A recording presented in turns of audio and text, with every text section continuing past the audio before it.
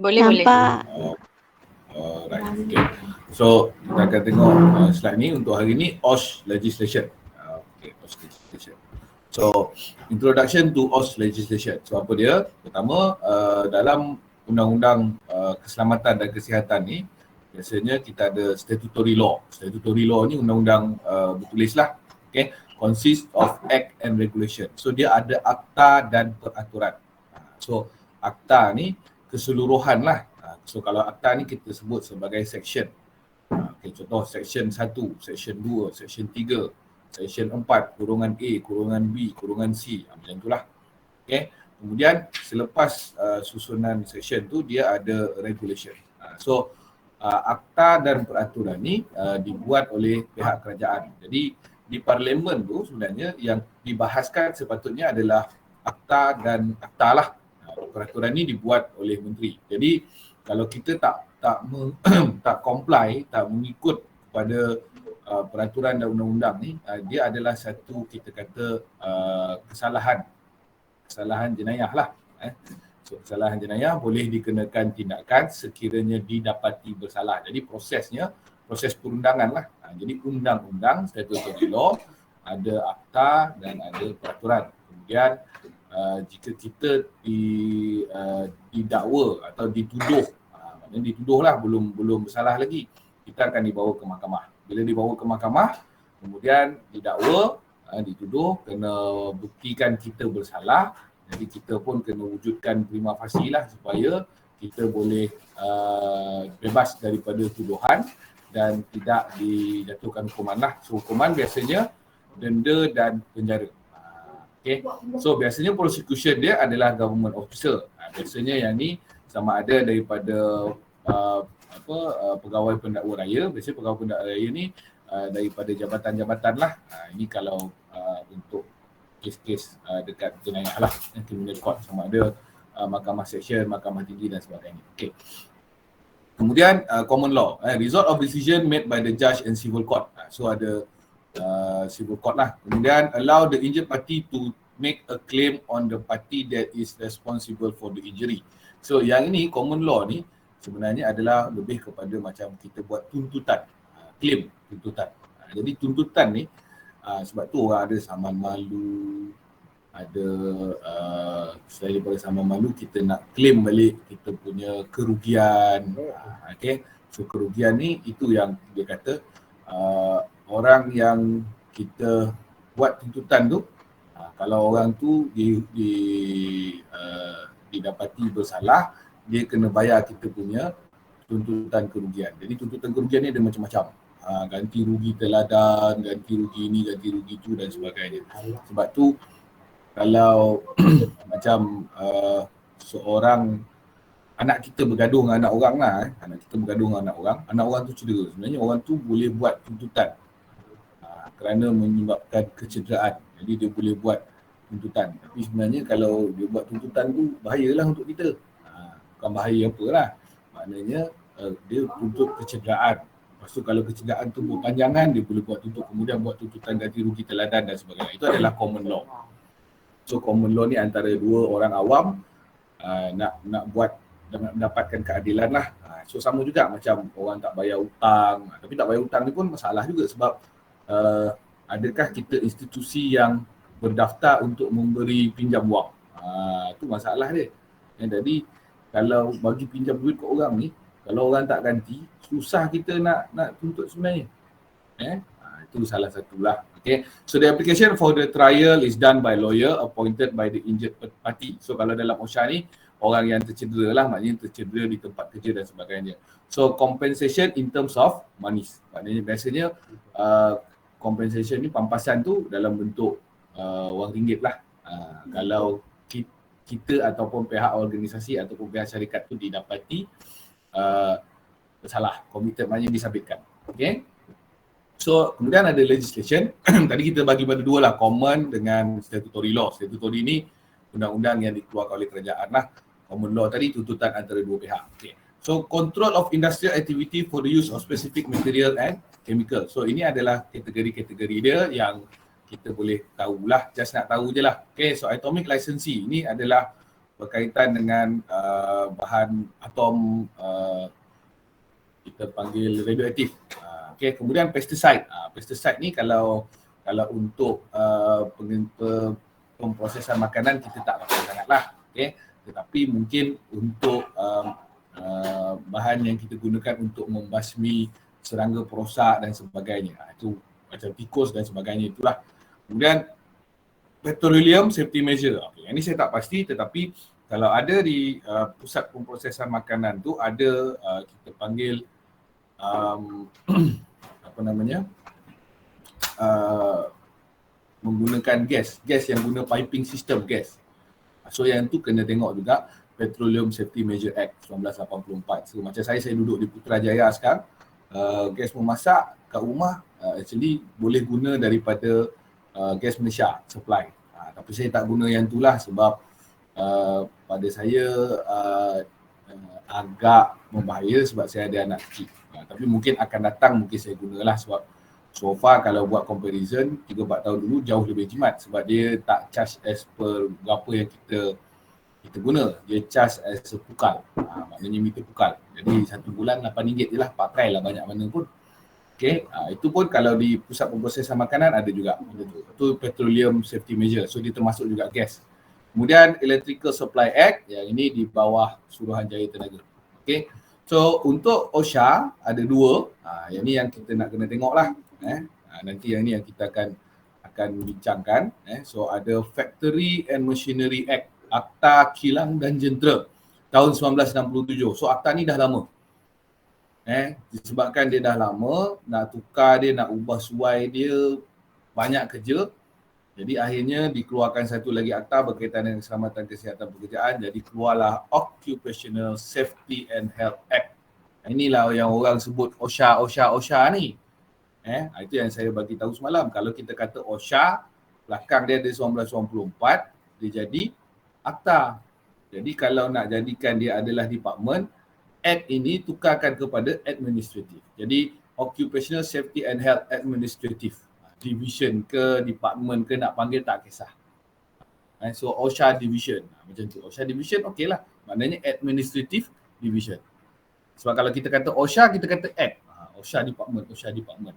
Sebenarnya dia Safety and Health. Occupational Safety and Health. So biasanya kalau dalam industri orang akan panggil OSH. Okay? Alright. So tadi 1967 dan 1994. FMA 1967 dengan OSHA 1994. So Factory and Machinery Act ni amend the provision related to the safety of machinery. So dia berkaitan dengan kilang dan jentera. So improvise the weakness of machinery ordinance 1953. Sebelum adanya OSHA 1967 ni, sebelum kita merdeka, British tinggalkan machinery ordinance 1953. So yang ini biasanya dia cover hanya tempat kerja yang ada mesin saja.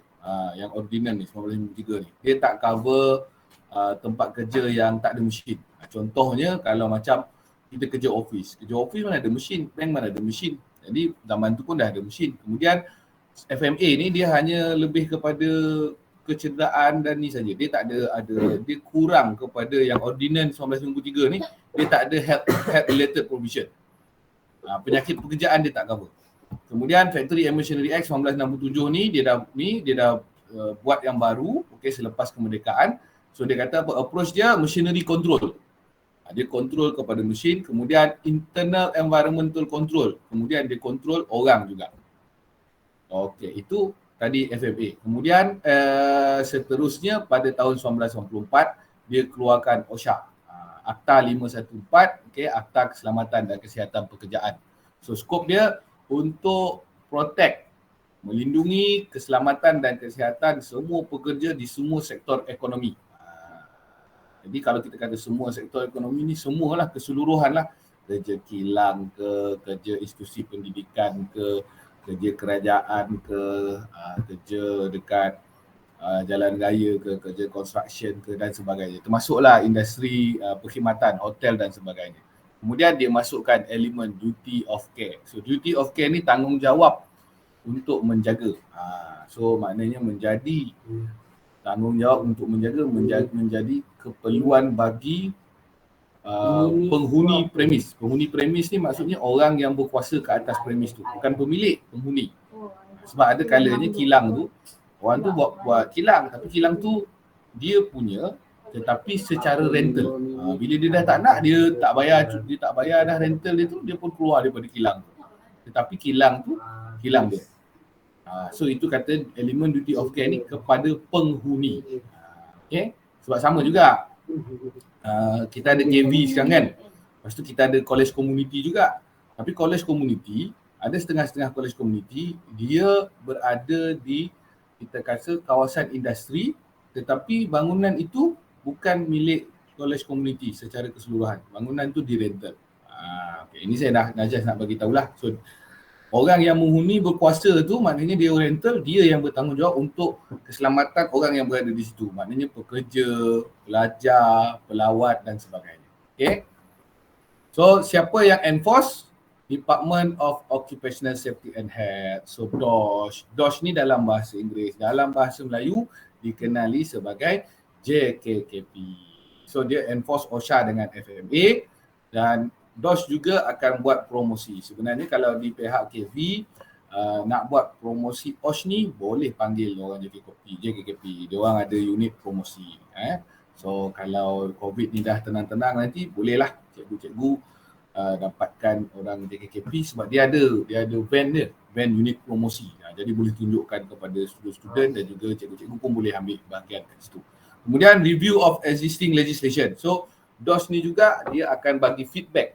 Dia akan bagi feedback kepada Jabatan Peguam Negara kalau ada apa-apa nak review tentang legislation. Okay? Sebab dia yang menguasakan akta ni. Okay? Kemudian dia pun provide consultation and guidance. Okay? Kemudian dia sekretariat untuk NCOSH. NCOSH ni National Council for Occupational Safety and Health. Okay? Itu tadi pengenalan sikit. Okay, alright. So ada soalan tak? Cikgu ada soalan tak cikgu nak tanya? Berkaitan dengan legal ni. Sampai daripada pengenalan tadi of OSHA, FMA, common law dengan legislative law. Ada nak tanya tak?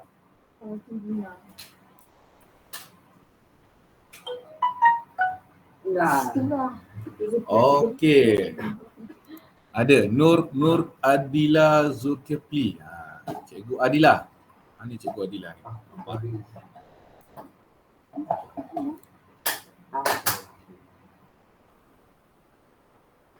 Okey cikgu. Soalan yang baik.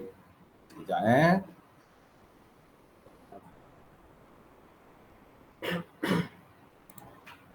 Okey cikgu.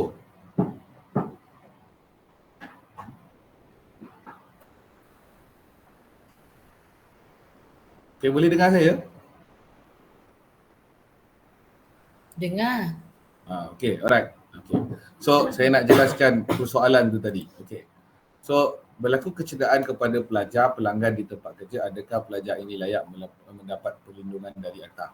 Okay, perlindungan dari akta, kita tak kata perlindungan dari akta lah. Semua saya nak panjangkan lagi soalan ni. Cikgu Adila, maksudnya macam mana? Perlindungan dari akta ni ataupun dilindungi di bawah akta ke macam mana? Ataupun perlindungan insurans ke, tuntutan ke, pampasan ke macam mana? Itu yang saya nak faham dulu soalannya. Cikgu Adila? Tambah lagi bukti.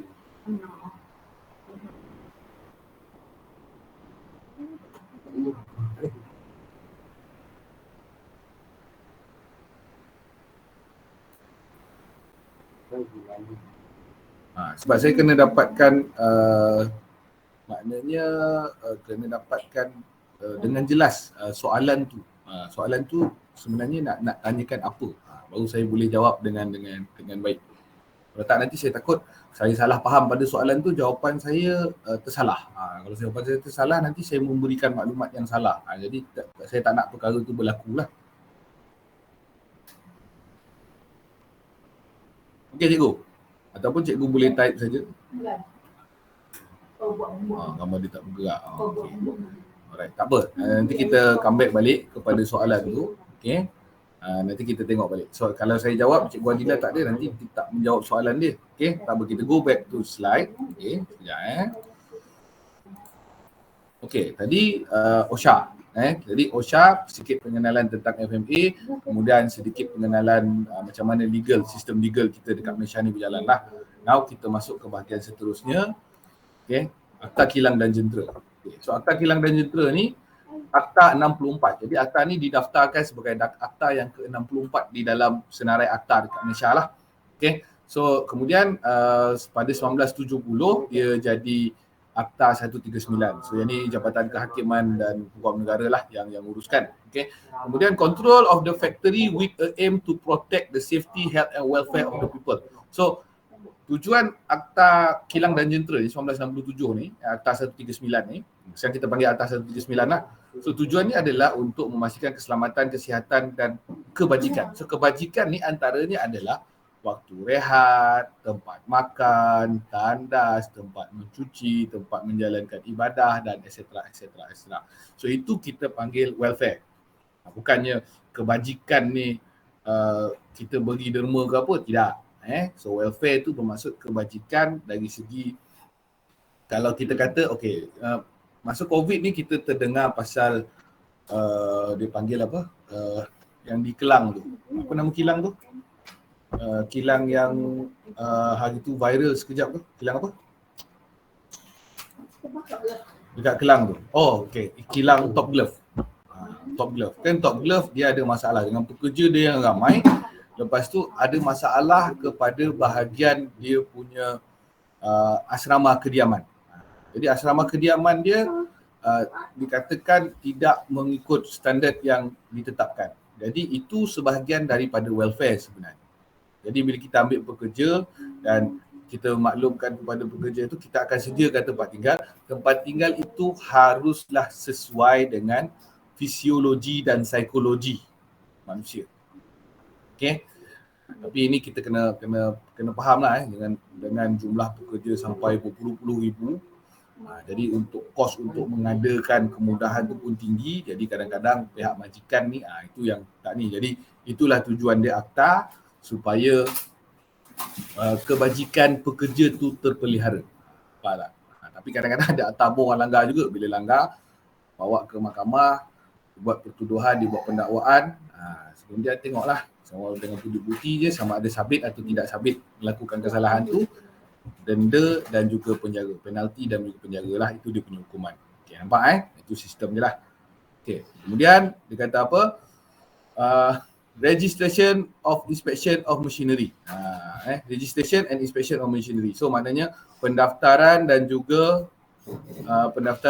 pemeriksaan kepada mesin yang terdapat dekat tempat kerja kita lah. Okay. Kemudian ini adalah bahagian-bahagian yang ada dalam akta tu. Okay, pengenalan. Kemudian bahagian 2, keselamatan, kesihatan dan kebajikan. Kemudian part 3, orang yang menjaga. Kemudian certificate of competency. Certificate of competency ni adalah sijil-sijil kompetensi.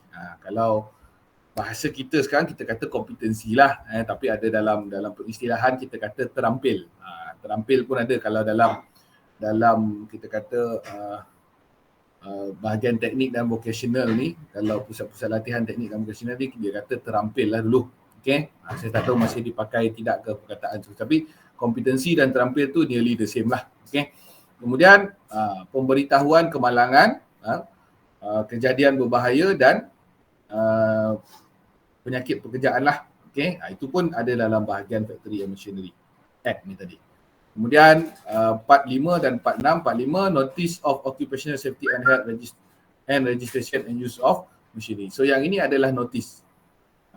Okay. So notice yang dikeluarkan oleh JKKP supaya membuat penambahbaikan. So dalam OSH ni, bila datang pegawai JKKP buat penguatkuasaan, biasanya dia akan keluarkan notis sahaja. Maknanya notis pembaikan. Dia tak terus saman, dia tak terus keluarkan denda. Biasanya dia akan keluarkan notis dulu. So notis supaya kita membuat penambahbaikan, supaya menghilangkan hazard dan risiko tu tadi. Mengawal maknanya mengenal pasti hazard, kemudian kawal risiko tu supaya kita boleh menghindar kemalangan. Itu biasanya. Tapi kalau tak buat notis yang dikeluarkan tu, dia datang lagi, dia cek, barulah dia akan keluarkan apa? Sama ada dia keluarkan saman, okey, ataupun mungkin dia akan bawa kes tu ke mahkamah lah. Okey, tapi untuk pihak macam dia ada G2G, G2G ni government to government. Jadi JKKP takkan dakwa jabatan kerajaan yang lain. So dia tak boleh. Itu G2G tu memang tak boleh.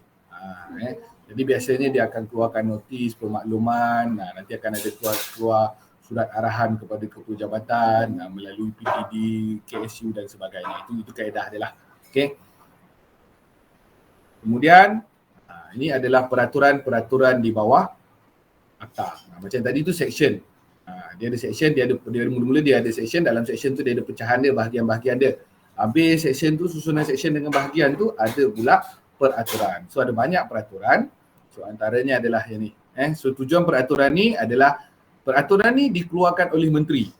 Menteri dia tak perlu, peraturan tak perlu dibahaskan di parlimen. Kalau orang undang-undang dibahaskan, pindaan akta pun dibahaskan, pindaan section tu itu dibahaskan. Tapi kalau regulation ni dibuat oleh menteri dengan nasihat daripada pegawai-pegawai jabatan tu lah, pegawai-pegawai jabatan dan kementerian. So tujuan dia prevention of any occurrence of accident due to use of handling of machinery and factory, provide standard minimum requirement for the protection of worker. So antaranya adalah dia nak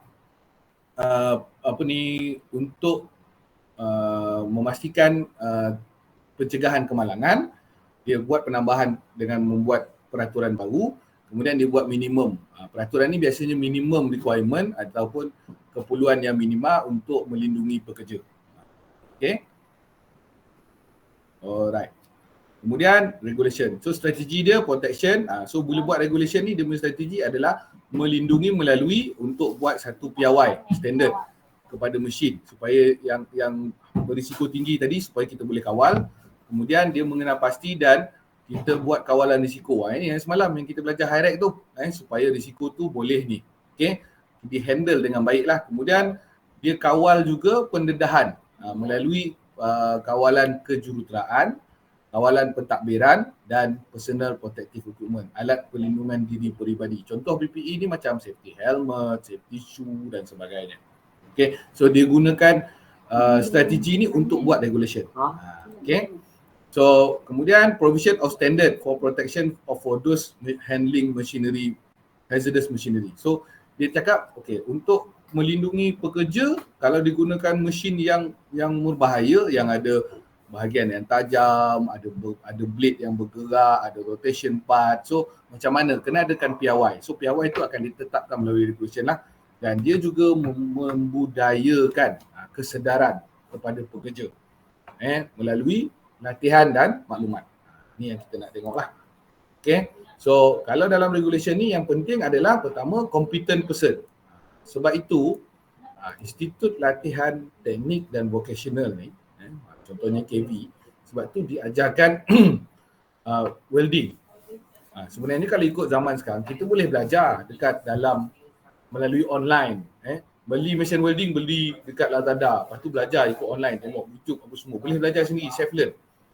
Tetapi self-learn kita ni, adakah kita dipantau oleh seseorang? Adakah kita boleh menjadi mahir? Kalau kita buat kesilapan, ada tak orang nak bagi tahu? Sebab kita hanya kita panggil one way communication. Orang bagi tahu kita buat. Tapi adakah kalau kita tersilap, adakah diperbetulkan dan sebagainya? Itu antaranya lah. Okay, important aspect. Kemudian maintenance, inspection and testing of machinery and installation. Ini pun dia nak tengok. Sebab apa? Yang tadi tu kita cerita pasal competent person. Kemudian penyelenggaraan mesin. Kemudian pemeriksaan, kemudian testing, kemudian cara kita pasang mesin tu. Itu pun dimaklumkan dalam regulation supaya dia jadi lebih selamat. Kemudian approval for hazardous machinery certification. Ini contoh mesin-mesin yang melibatkan tekanan, melibatkan mesin yang mengangkat. Okay. Kemudian approval for machinery installation. So antaranya machinery installation ni adalah contoh lift, escalator, okay. Kemudian tali sawat, kita kata conveyor belt. Ini semua yang perlu kita tengok dalam safety regulation yang ada dalam FMA, Akta Kilang dan Jentera. FMA ni Factory Machinery Act tahun 1967. Okay. So ini adalah senarai regulation yang ada. So ada banyak sebenarnya. Jadi sebab itu ada soalan yang saya berikan buat nak buat legal register. So macam ni, steam boiler and unfired pressure vessel 1970. Nak pakai ke dekat pemprosesan makanan? Mungkin dekat KV tak pakai.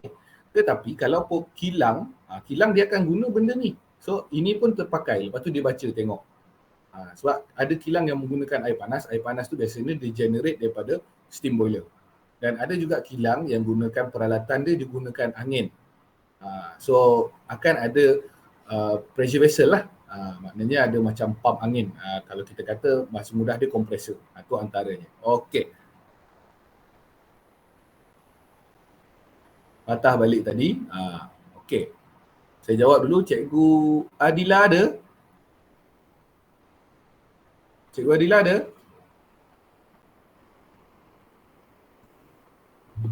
Oh, dan Cikgu Adila tak. Okey. Tak apa, Cikgu Adila. Okey, so saya jawab Cikgu Nur Hayati. Cikgu Nur Hayati, okey.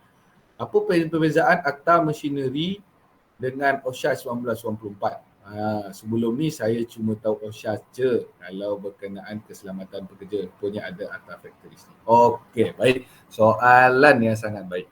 Okey, pertama, perbezaan dia macam tadilah dalam slide tadi. So dia kata FMA ni dia hanya cover tempat kerja yang ada mesin. Itu yang pertama. Okay. Jadi dia tak cover tempat kerja yang tak ada mesin. Jadi tempat kerja yang tak ada mesin ni pun tempat kerja juga. Contohnya macam bank. Bank tak ada mesin. Contohnya macam 7-Eleven. 7-Eleven tak ada mesin. Tapi kita kena tengok jugalah apa ni definition mesin tu. Okay. Itu yang pertama. Kemudian yang kedua, FMA ni dia sangat preskriptif. Dia sangat preskriptif ni dia bagi tahu terperinci. Contohnya kalau nak buat penghadang tingginya kena 1.8. Macam itulah konon-kononnya. Itu saya macam sebut contoh je. Dia sangat preskriptif sehingga dia bagi tahu luas, cerita tandas, berapa tandas, luas kita kata cubicle dia bagi tahu. Kemudian tandas tu dia bagi tahu macam mana nak buat kalau dulu-dulu punya tandas. So macam dia sistem dia lain lah. Kalau kita tengok tandas zaman kita sekolah dulu, tandas dia lain. Macam kalau ni ada tak ada shower, tak ada apa lantai tu. Kemudian sinki ada berapa. Sebenarnya itu ada kaitan dengan FMA ni. Okay. Dia sangat preskriptif. Okay. Kemudian tu kenapa FMA ni bila dia preskriptif susah untuk dipinda. Maknanya nak bahaskan dia dekat parlimen tu susah. Sebab kalau kita bahas nanti dia akan supersede banyak benda.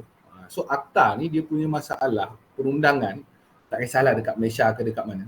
Bila kita dah buat satu orang undang-undang, untuk kita gugurkan dia, untuk kita ubah suai dia, dia akan mengambil satu masa yang panjang. Sebab dia akan bagi impact. Contoh. Sebelum ni kalau kita faham akta pilihan raya, orang yang layak mengundi. Dia kata nak jadi pengundi kena daftar. Nak jadi pengundi kena daftar. Dan mestilah berusia 21 tahun ke atas dan warga negara Malaysia. Okey, itu syarat untuk jadi pengundi. Jadi bila ada ahli-ahli parlimen ni, dia mencadangkan, dia kata. Kita cadangkan supaya had umur mengundi 18 tahun dia kata. So dia cadang. Bila dia cadang, benda tu kena bahas. Bila dah bahas, baru boleh diwartakan. Selagi perbahasan tu tak selesai, sebutan kali pertama, sebutan kali kedua, sebutan kali ketiga penggulungan. Dah gulung-gulung, lepas tu okey kita undi. Berapa ramai ahli parlimen menyokong, berapa ramai tak menyokong. Kan? So dia jadi panjang. Jadi kadang-kadang satu penggal tu nak pindah satu benda kecil tu tak selesai. Itu belum cerita ahli parlimen tu cerita benda lain-lain lagi. Itu tugas ahli parlimen sebenarnya. Jadi dalam akta kilang dan jentera ni dia terlalu preskriptif, jadi untuk pindah, untuk bahas dia tu susah. Sebab itu dia keluarkan OSHA pada tahun 1994, di mana OSHA ni keluar disebabkan kemalangan industri yang besar, which is bright sparkler kat Sungai Buloh, kilang mercun. Natijahnya mercun haram.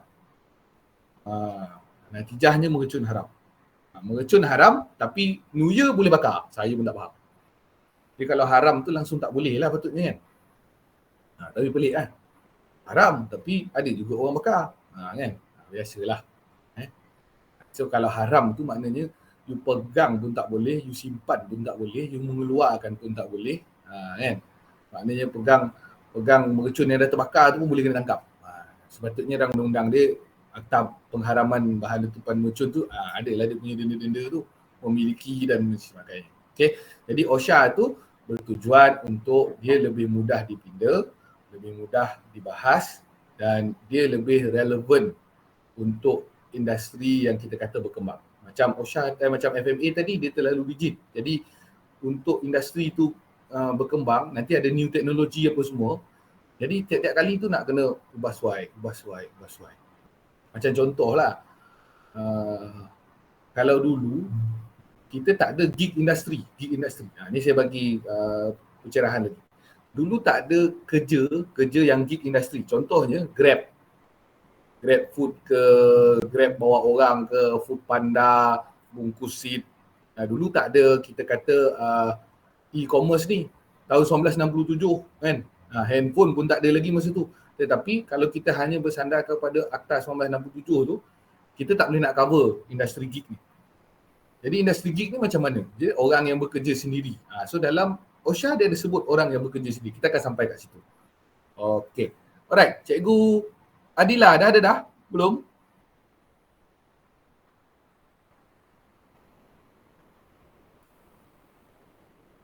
Cikgu Adila ada? Oh, tak ada lagi. Okey, tak apa. Nanti kalau dah nampak Cikgu Adila masuk, bagi tahu saya sebab saya nak jelaskan dia punya soalan tu. Okey, Cikgu Haiti. Okey, terima kasih. Saya kena jelaskan dengan baiklah. Tapi soalannya straight to point okey. Okey, ada soalan? Cik, saya nak tanya. Silakan.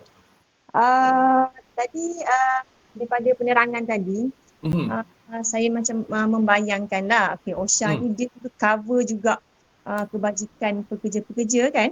Betul. Tadi bagi tempat tinggal yang selesa kan? Tapi macam mana pula?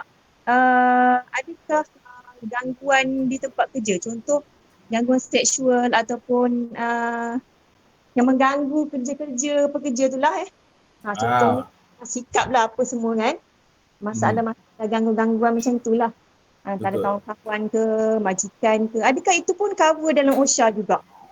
Okey, alright. Itu nanti kita akan sampai part itu. Okey, itu soalan yang baik Cikgu. Terima kasih. Okey. Alright, so itu pun soalan yang baik. Okey, so dalam OSHA dia ada cover tempat kerja sesuai dengan fisiologi dan psikologi. So bila kita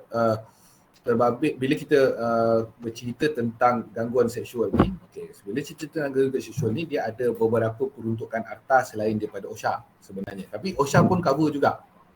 So dalam OSHA pun dia cover juga. So part and parcel dalam kita punya hierarchy tu. Maknanya semasa buat kerja ni ada tak kita kata physiological hazard ataupun psychological hazard. Psychological hazard ni tak semestinya gangguan seksual.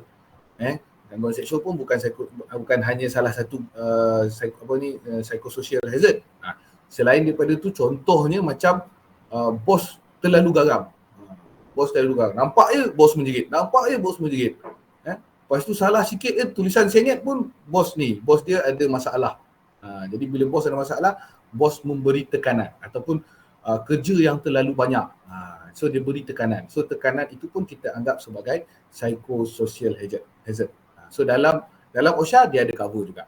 Tetapi cara menangani itu lebih kepada kalau kementeriannya wanita. Kementerian Wanita, Masyarakat, Kementerian Wanita, Keluarga dan Masyarakat.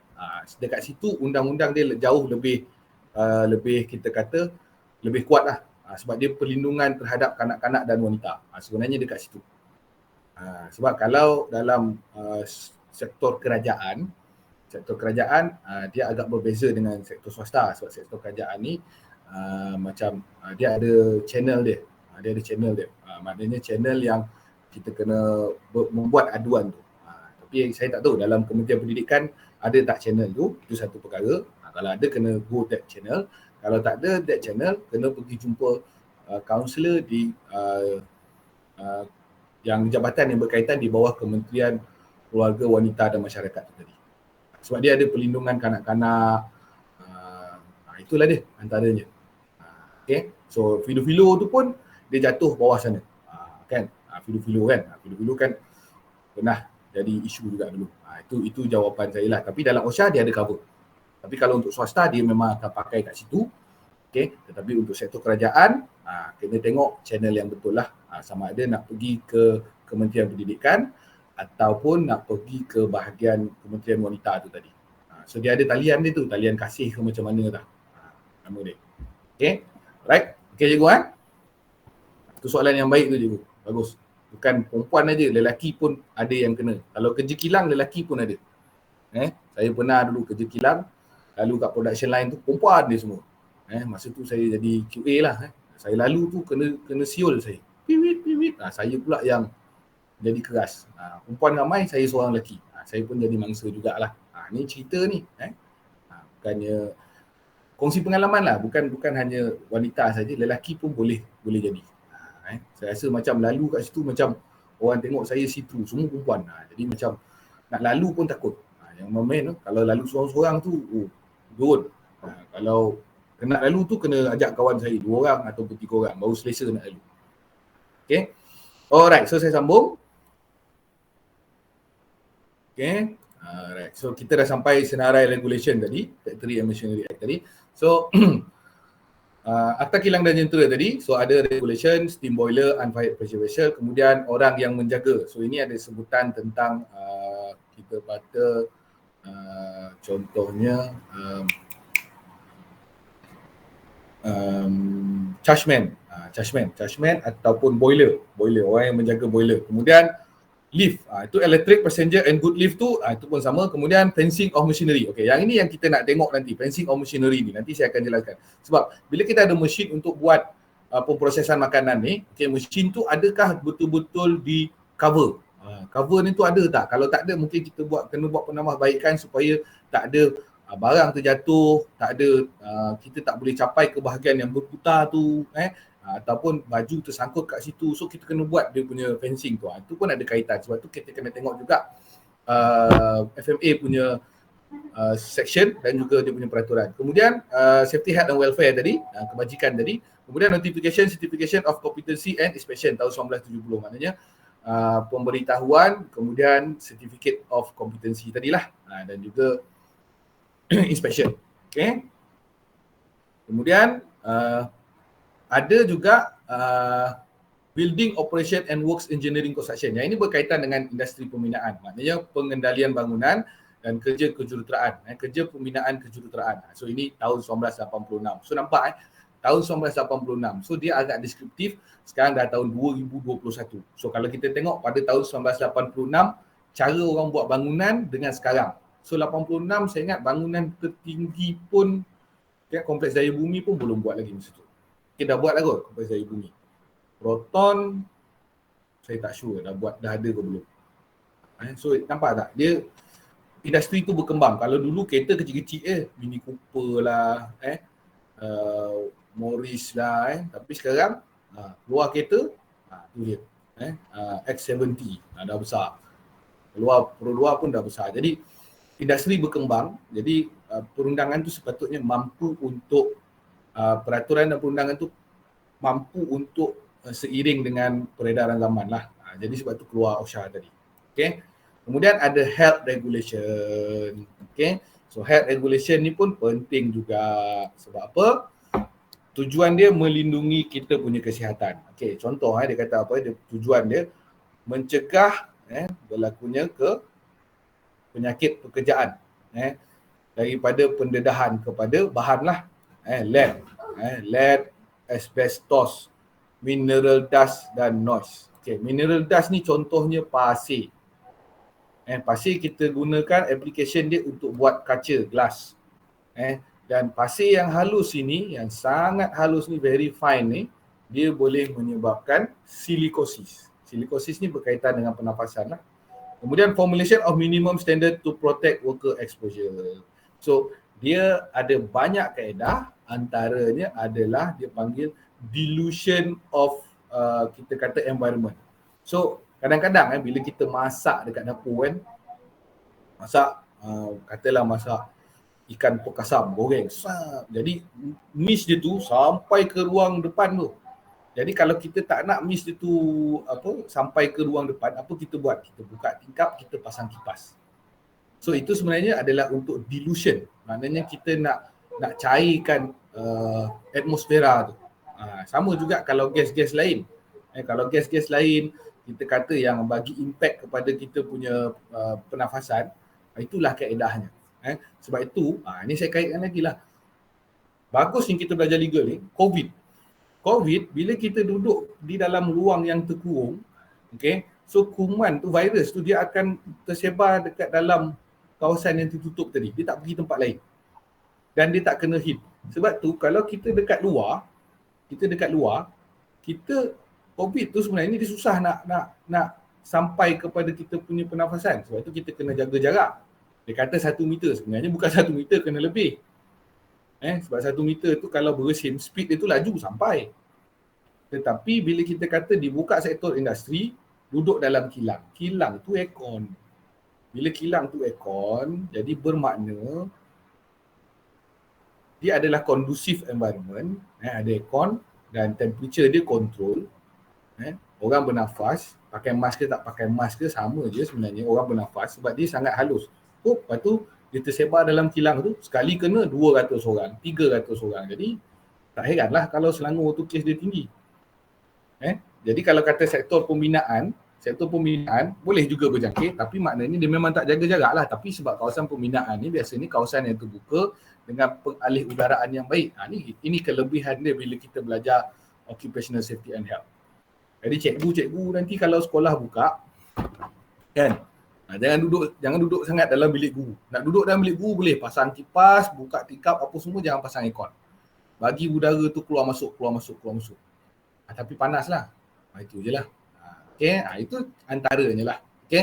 Itu tadi health. Kemudian determine exposure limit. Kita kena nilai juga berapa kita punya pendedahan. Kita kena hadkan pendedahan tu. Kemudian identifying assessing level of exposure. Kena nilai dan kenal pasti. So kemudian reduce exposure using engineering control. So antaranya kita buat local exhaust ventilation dia panggil. So local exhaust ventilation ni kita buat pengalih udaraan. So dia boleh melalui mechanical, macam contoh kipas lah, pasang ducting lah dan sebagainya. Kemudian administrative procedure. Administrative ni macam mana?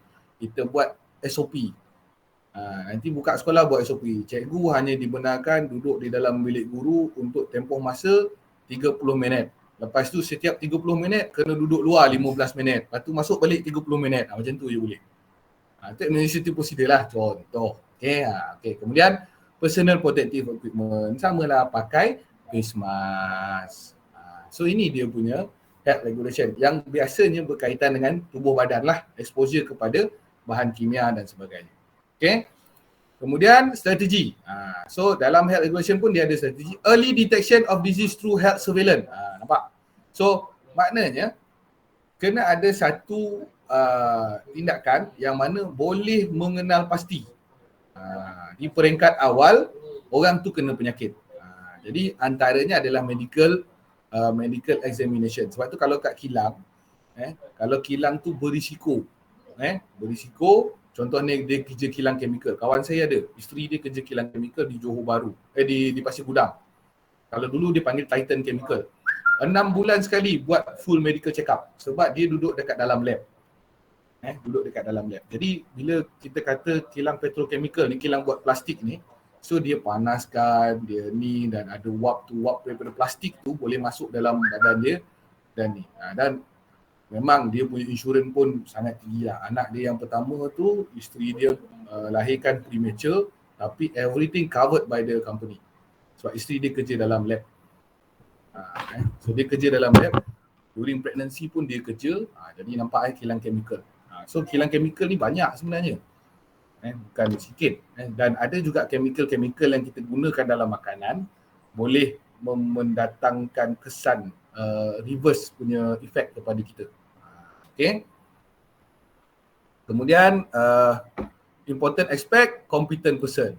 Kemudian maintenance, inspection and testing of control of equipment. So kita punya equipment yang kita gunakan untuk cairkan tadi, contohnya kita punya local exhaust ventilation, kita punya van, kita punya louvers, kita punya filter. So all that kita kena buat maintenance, kena check dan kena buat inspection lah. Kemudian approval for monitoring and testing equipment. Ini pun sama, testing equipment. Sebenarnya apa yang ada dalam udara ni kita boleh test. Kita boleh ambil sampel dia, kita boleh kaji apa yang ada. So equipment tu dan testing tu kena ada approval. Kemudian approval for personal protective equipment, JKP lah. Okay. So di bawah regulation ni ada pecahan dia lagi. Lead regulation, asbestos process. So asbestos ni sangat berbahaya. So mineral dust tadi saya beritahu lah. Dan juga ada noise. Ini bila kita gunakan mesin, kita kena tahu bunyi bising. Berapa bising bunyi tersebut. Okey. Soalan. Okey, sekejap tengok. Cikgu Adila tadi dah ada dah belum? Okey, Cikgu Adila ada? Cikgu Nur Adila Zulkifli ada?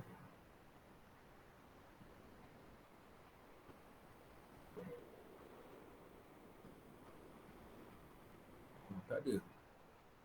Belum masuk lagi. Tak apa, nanti kita tengok. Kalau cikgu dah masuk nanti bagi tahu saya.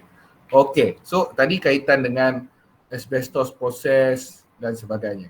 Tak apa, saya faham. Lain tu saya faham. Tak ada masalah. Memang kalau kita kata buat training online ni, kelas online ni memang selalunya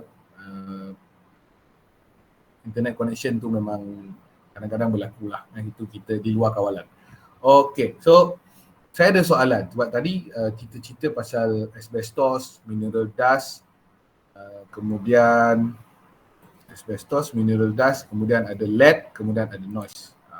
Soalan saya nak tanya pada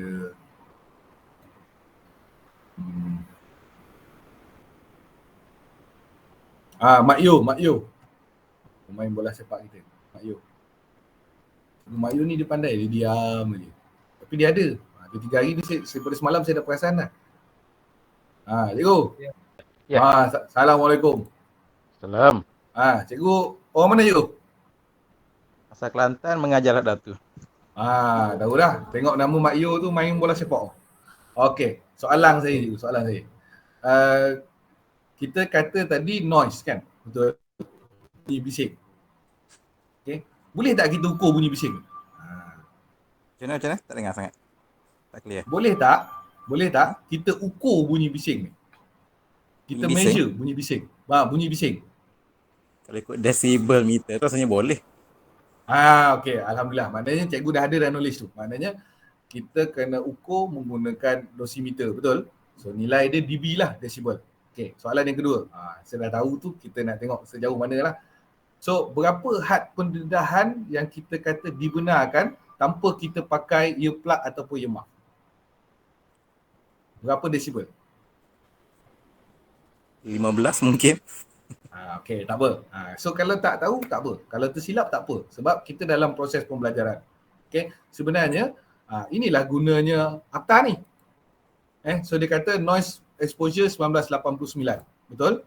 Noise exposure 1989 itu adalah peraturan. Jadi bermakna dekat situ dia bagi tahu had pendedahan yang dibenarkan, which is 85 decibel. So cikgu kena baca benda tu. Dan bila mana tahu adakah mesin yang kita gunakan dekat sekolah tu lebih daripada tu. Dan dia ada pula had pendedahan dia. Tidak dibenarkan mana-mana orang untuk kerja tanpa PPE pada bunyi bising 140 decibel. So dia ada disebut dalam tu. So itulah sebenarnya kegunaan akta ni untuk kita refer dan sebagai panduan. Okey. Boleh clear Okey, itu satu. Okey, soalan yang pertama. Kemudian kita pergi kepada soalan yang kedua. Soalan yang kedua, Abdillah. Cikgu Abdillah. Cikgu Abdillah ada? Abdillah Aziz. Ada? Cikgu?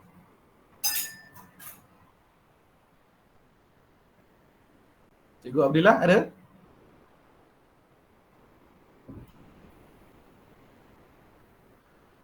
Tak ada? Okay, tak apa. Jadi kita tengok. Okay. Ada. Oh, aduh, lambat pula. Pakai tudung dulu kan. Okey, tak apa.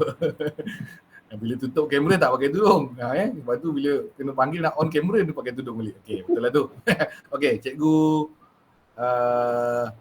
Azila Okey, soalan saya nak tanya. Okey, soalan saya nak tanya. Okey. So, asbestos. Cikgu tahu tak asbestos ni? Tak tahu. Tak tahu. Langsung tak ada idea apa dia asbestos. Oh, tak tahu. Okey, asbestos ni salah satunya adalah atap. Atap edek tu. Maknanya dia bukan zinc, dia macam atap yang macam biskut tu. Dia macam kertas tapi dia bukan kertas. Sebenarnya dia adalah asbestos. Kelebihan asbestos ni dia adalah dia tahan kepada heat. Dia tahan kepada heat. Lepas tu dia tidak berkarat sebab dia bukan metal, dia bukan besi. Dia bukan besi. Jadi itu kelebihan dia. Kekurangan dia adalah kenapa dibuat khas untuk asbestos ni. Ni saya nak bagi tahu cikgu-cikgu juga. Okey, masalah dengan asbestos adalah dia punya dust. Dia punya dust.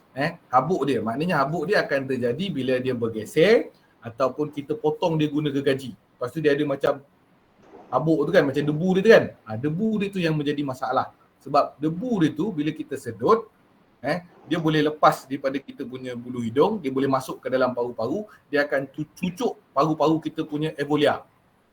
Alveolar ni bahagian yang kecil pada paru-paru lah. Jadi itu akan menyebabkan kita guna asbestosis. Asbestosis ni menyebabkan macam kita kena COVID jugalah. Sebab dia akan merencatkan kita punya paru-paru. Jadi paru-paru kita jadi sempit. Bila kita sedut nafas, dia jadi sikit. Kita sedut pendek je. Paru-paru kita tak kembang sebab paru-paru kita macam belon. Okey, soalan saya. Cikgu pandai naik motor tak? Pandai. Ada motor? Ada berapa biji? Ada. Pakai motor apa? Soalan dia. Pakai motor apa? Waisuku? Bukan Waisuku, motor Chris biasa je. Okey, Chris biasa je. So pernah tak tukar brek belakang motor Chris tu? Pernah lah, bukan saya lah tukar tapi kat kedai lah. Yalah, betul lah tu. Kalau cikgu buat tadi dah jadi otomotif punya jawatan lah. Bukan food processing lagi. Okey. So masa dia tukar tu, dia ada dua bahagian kan yang ada spring dekat atas dia kan, betul? Dia keluarkan benda tu, lepas tu dia akan hembuskan angin dekat mangkuk tengah yang hub motor tu kan, betul? So habuk yang dia tekan tu, yang dia sembuh angin tu, habuk itu adalah asbestos. Cikgu nampak dia terbang kan? Cikgu ada sedut tak habuk tu? Ada. Jangan sedut. Sebab brake itu, lining brake itu diperbuat daripada asbestos. Sebab itu, ni saya just nak kongsi lagi ni. Sebab itu teknologi kita majukan, jadi kita tak pakai yang itu. Jadi kita pakai disc brake. Bila disc brake, kita tukar dia dah tak ada dust. Nampak tak? So teknologi pun sebenarnya kita gunakan sebab itu. Tapi kajian tu ada dekat universiti-universiti lah. Orang buat PhD dikeluarkan kajian tu tapi kita tak ada akses. Dulu kita tak ada akses. Kalau sekarang boleh lah baca orang punya kajian. Itu sebenarnya adalah ni. So untuk cikgu-cikgu yang lain yang ada motosikal yang masih pakai lining brake kat belakang, bila tukar tu pastikan penjarakan sosial dan pakai face mask. Okay, alright cikgu boleh faham Okay, alright. Nanti kalau ada anak ke suami ke, kalau dia pergi tukar bagi tahu bang jauh sikit. COVID bukan hanya bukan hanya COVID menyerang paru-paru. Asbestos pun boleh. Okay, clear Alright, terima kasih. Okay, sama-sama. Okay, right now saya sambung. Okay, saya sambung ke bahagian seterusnya. Okay. Right, so tadi kita dah sampai kepada ni, lead, asbestos, mineral dust, noise exposure. So asbestos dengan noise tadi saya dah terangkan sikit. Lead tu plumbum lah. Lead ni plumbum ni dulu dalam industri elektronik kita buat soldering soldering untuk peranti elektronik, contoh perintang, LED. So yang kita gunakan solder tu, itu dia ada lead lah. So lead tu carcinogenic, boleh menyebabkan kanser juga. Okay. So now kita masuk OSHA. Okay. So penerangan tentang OSHA. Falsafah dan prinsip dia adalah untuk tanggungjawab untuk berkaitan dengan keselamatan dan kesihatan di tempat kerja adalah tanggungjawab kepada orang yang mewujudkan risiko tersebut. Jadi orang yang mewujudkan risiko ni adalah orang yang menjalankan perusahaan. So macam samalah. Maknanya di kolej vokasional yang wujudkan risiko adalah Kementerian Pendidikan sebab dia buka kursus tu. Jadi dia pun harus mengawal. Jadi kalau berlaku sesuatu dekat sekolah, contohlah macam saya, kalau anak saya pergi belajar, lepas tu anak saya cedera. Kalau saya nak buat tuntutan dekat common law tadi, saya akan buat first defendant, second defendant, third defendant. Third defendant Kerajaan Malaysia, second defendant Kementerian Pendidikan. Menteri lah. Okay, menteri yang pada masa tu lah. Third defendant tadi Kerajaan Malaysia, first defendant pihak sekolah lah. So nampak tak? Itu kalau common law lah. Sebab tu bila kita berhadapan dengan situasi ni, so kadang-kadang itu saya kata, kalau kita dah ada usaha, jadi dah ada usaha dah, kita dah ni, baru kita kata act of God. Itu boleh. Tapi kalau kita tak buat apa-apa, tak nasihat, tak pantau, tak ada SOP, tak ada cara kerja, tak dilatih, tak ada kompetensi, tak ada inspection, tak ada apa, bila-bila tiba-tiba accident, kita pun macam dah kodar, tak boleh lah. Okay, so who create the risk? Itu tanggungjawab orang yang create the risk. So daripada atas sampai ke bawah lah. So menteri tu pun dia mungkin nampak dia senang sebab orang Malaysia ni tentang undang-undang ni kita agak kurang celik je. Yang celik sangat dia orang konon-kononnya. Tapi ramai je yang celik. Tapi di peringkat kita kata macam kita ni Marhain ni tak berapa ramai yang celik. Kalau ramai yang celik, habislah menteri-menteri tu, ahli parlimen tu. Okay, sebab kita ada common law tu tadi. Okay, alright. So kemudian macam mana nak buat, macam mana nak kawal orang yang create hazard tu tadi melalui perundangan, consultation dan cooperation. Undang-undang tadi self-regulation. Self-regulation ni undang-undang kendiri. So undang-undang kendiri antaranya adalah, contoh. Bila kita ada satu kawasan kerja, undang-undang kendiri dia, kita kata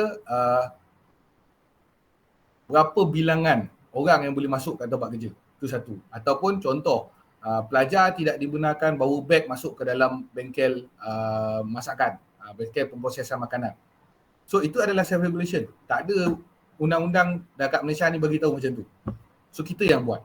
Kemudian kita beritahu, pelajar-pelajar tak boleh pakai slipper masuk ke dalam pusat pemprosesan makanan. Itu self-regulation, undang-undang yang kita buat. Di mana self-regulation ni, kalau kita buat, bila dilanggar, dia menjadi pelanggaran kepada undang-undang OSHA tadi. Kemudian consultation. Consultation ni perundingan. Perundingan macam mana kita nak buat safety ni, kita kena berunding. Maknanya, kena ada perbincangan antara majikan, pekerja ataupun cikgu, pengarah, cikgu, pengarah dan juga pelajar. Kemudian bila dah buat tu mesti ada kerjasama antara cikgu, pengarah dan juga pelajar. So kalau buat undang-undang pelajar tak follow tak jadi. Ataupun buat undang-undang pelajar follow, kita tak follow. Itu jadi macam apa orang kata, menteri ke sana ke sini, rakyat tak boleh. Itu yang jadi macam apa ni, undang-undang ni terpakai untuk siapa? Patutnya terpakai untuk warga negara Malaysia lah, semua lah. So ini adalah OSHA punya konten. Macam biasa, preliminary, permulaan, kemudian appointment of officer. Dalam peruntukan undang-undang mana-mana je, appointment of officer ni adalah perlantikan pegawai kerajaan. Dia ada memang sebut dalam akta. Sebab dia kena bagi tahu, orang ini diberi kuasa di bawah akta. Orang yang diberi kuasa di bawah akta tu adalah pegawai kerajaan lah. Sama juga kalau institusi pendidikan pun sama. Kemudian National Council for OSH, ni adalah majlis negara bagi keselamatan dan kesihatan pekerjaan. Yang ni tempat di mana kerajaan dan NGO berunding untuk permasalahan berkaitan dengan OSH lah, dan penambahbaikan. Kemudian tanggungjawab majikan dan orang yang bekerja sendiri. So nampak tadi ada cikgu tanya, okey, sebab itu self-employed person. Ini yang kita nak bicarakan sekejap lagi.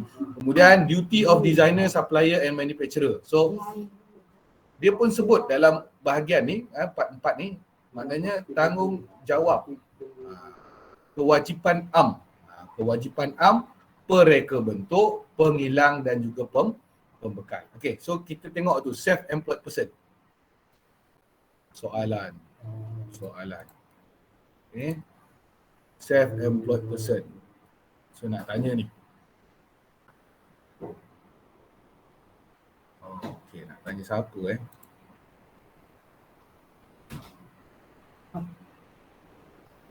Nur Atira. Okey, Cikgu Nur Adila dah ada. Okey, Cikgu Nur Adila, saya jawab soalan cikgu Okey.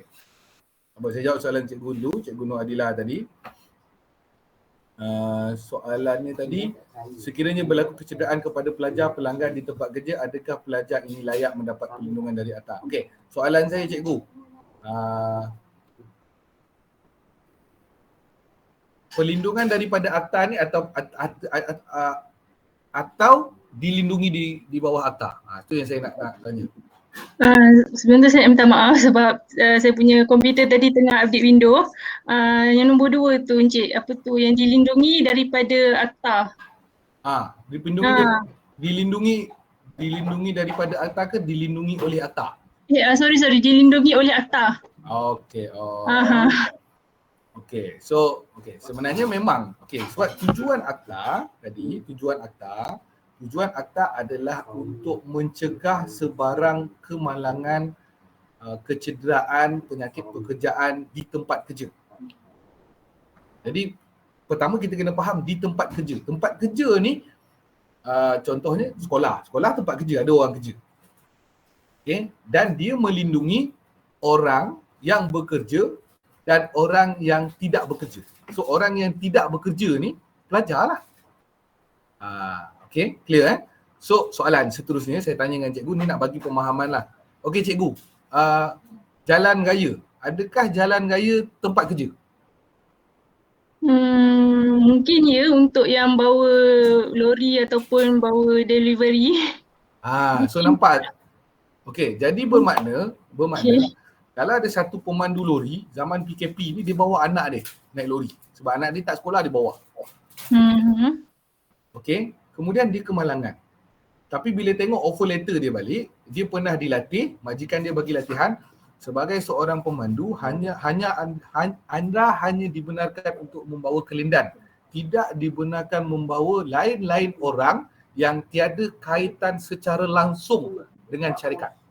Jadi dia bawa anak dia, siapa yang salah? Majikan ke dia? Pemandu tu yang salah sebab dia tak dibenarkan bawa selain daripada kelindan. So nampak Jadi jadi itu tujuan akta. Yang itu tadi majikan dia buat peraturan tu, itu ada kaitan yang saya terangkan tadi, peraturan kendiri. Itu tak disebut dalam akta, tetapi pihak syarikat dia buat peraturan tu untuk menjamin keselamatan pekerja dan juga orang lain. Okey, faham. Terima kasih menjawab soalan. Sebab saya kena bagi pemahaman ni dengan baik. Jadi pelajar tu dilindungi. Cuma biasanya dia tak akan pergi kepada JKKP. Sebab JKKP dia jabatan kerajaan, College Vocational jabatan kerajaan. Jadi jabatan kerajaan tak akan dakwa jabatan kerajaan. Itu yang saya cakap tadi. Macam mana kalau anak saya cedera? Saya akan buat common law. Common law, first defendant sekolah, second defendant Kementerian Pendidikan, third defendant kerajaan Malaysia. Tak ulang menang tak menang kan. Saya nak lawan kerajaan susah juga kan. Sebab pembuktian tu sekolah, kementerian dan kita kata sekolah, Kementerian Pendidikan dan kerajaan Malaysia, dia kena buktikan dia tak bersalah. Which is antaranya adalah dia kata kita dah beri latihan kepada cikgu, dia kata. Kan cikgu dah datang latihan hari ni. Cikgu pun dah tahu kita ada sistem, kita ada ni. Jadi last anak saya yang salah. Memang betul lah, konon-kononnya anak saya yang salah. Dan cikgu dah bagi tahu, jangan lagi dia lari juga. Ada poster pelajar dilarang berlari di dalam kawasan pemprosesan makanan, di dalam bengkel pemprosesan makanan, dia lari juga. Lepas tu ada bukti-bukti, ada pelajar lain pun tengok anak dia lagi. So sebab itu sistem tu kena ada. Sebenarnya zaman sekarang ni ialah anak-anak kita terdedah lebih dengan gadget ni. Jadi dia punya orang kata pergaulan sasiah diri dia tu tak cantik lah. Saya pun ada masalah dengan anak-anak saya juga. Jadi ini kita just berkongsi lah. Okay cikgu faham Okay, terima kasih. Sama. Okay, alright. Okay, so clear Alright, tadi kita sampai dekat orang yang bekerja sendiri. General duty of employers and self-employed person. Tanggungjawab majikan dan orang yang bekerja sendiri. Okay, tadi saya dah sebut tadi. Cikgu apa saya sebut tadi? Sekejap, tengok balik. Okay. Cikgu Atira, Nur Atira. Ada cikgu Nur Atira? Cikgu Nur Atira ada? Ada cikgu Nur Atira?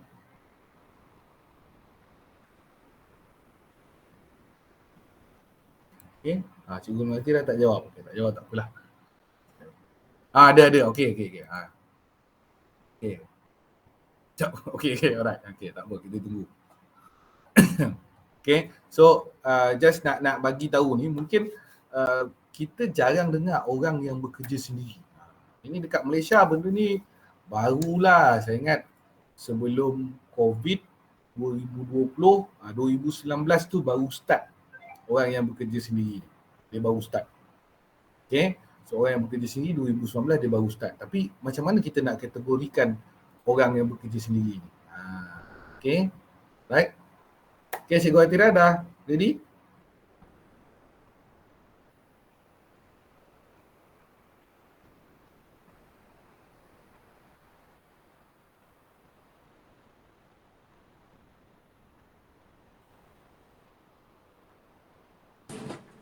Okay. Okay. Alright. Boleh onkan kamera? Sekejap. Okay.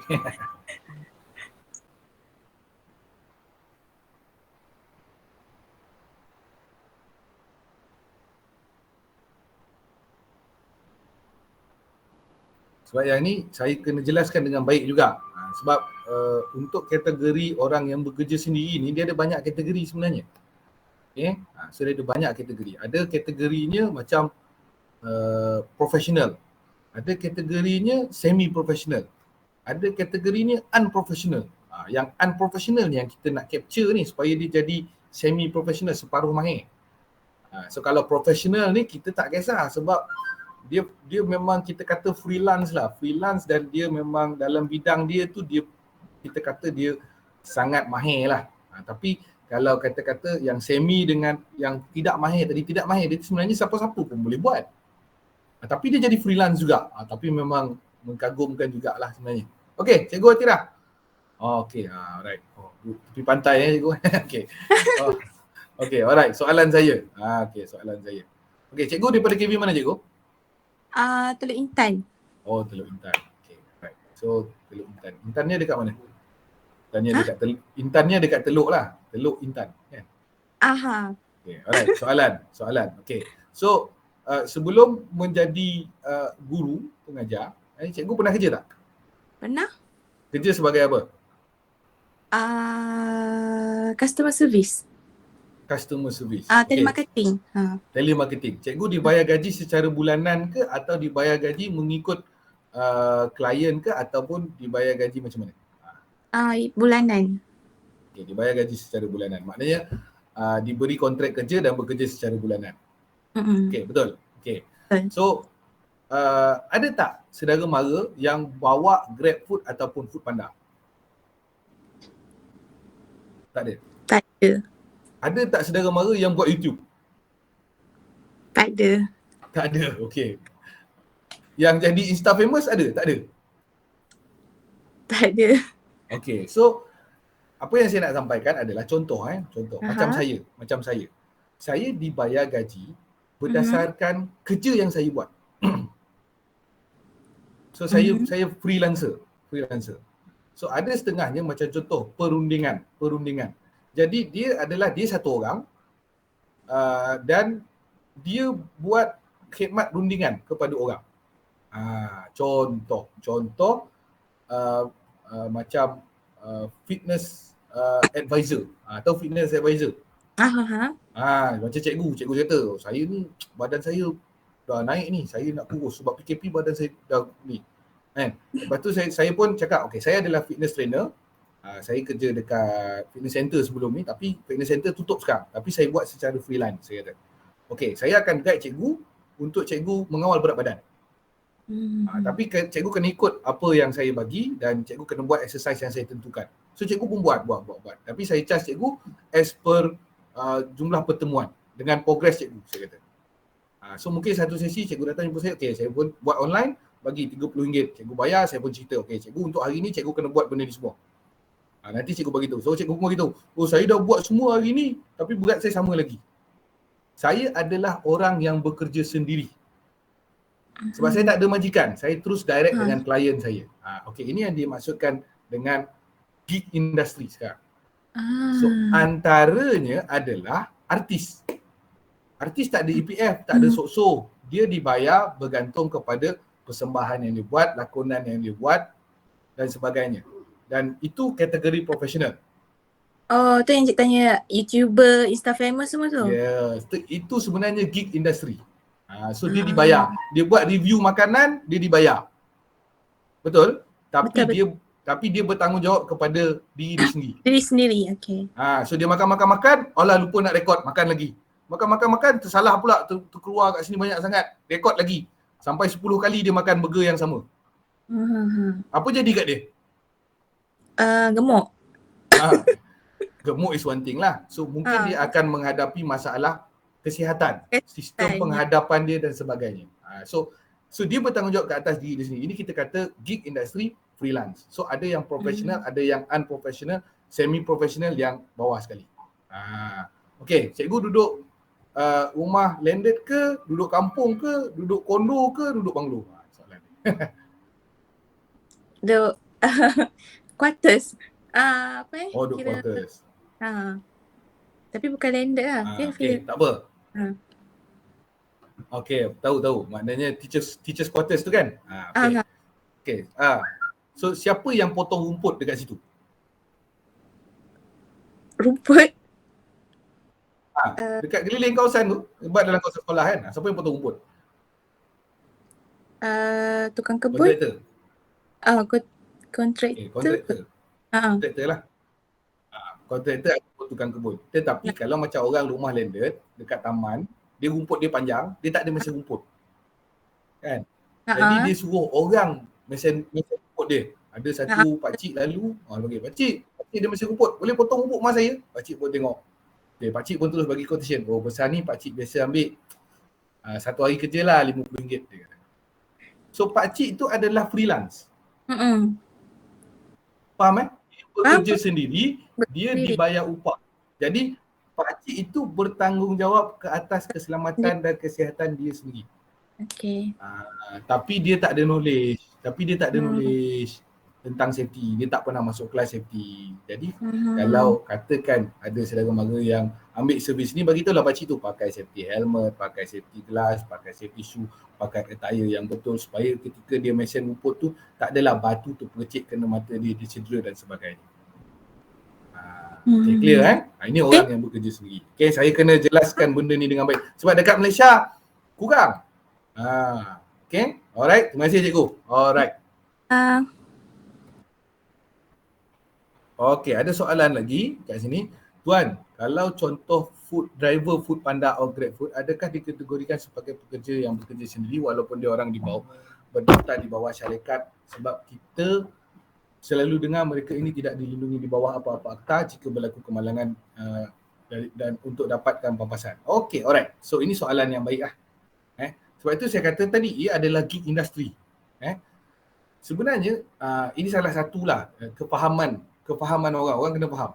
Kalau Lazada memang membayar gaji secara terus kepada pekerja dia, pekerja penghantaran, pekerja dekat dia punya storage area dan sebagainya. Dia bayar gaji secara terus, dia bayar gaji secara bulanan.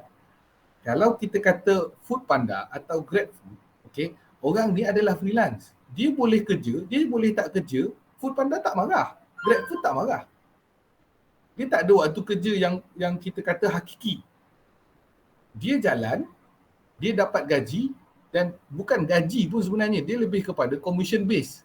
Banyak you kerja, banyak you dapat. Kurang you kerja, kurang you dapat.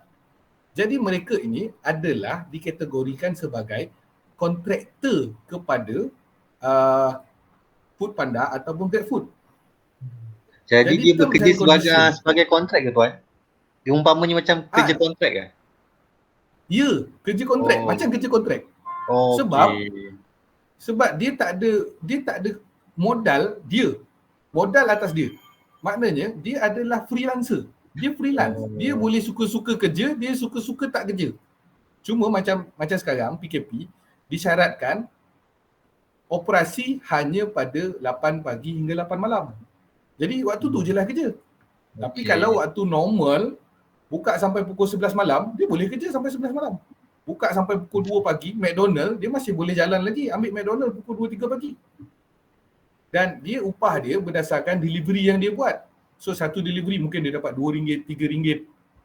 Tapi kalau kita kata kuantiti dia tu banyaklah dia dapat. Kalau dalam 1 jam, dia boleh dapat kita kata to and fro tu dia boleh dapat dalam 10.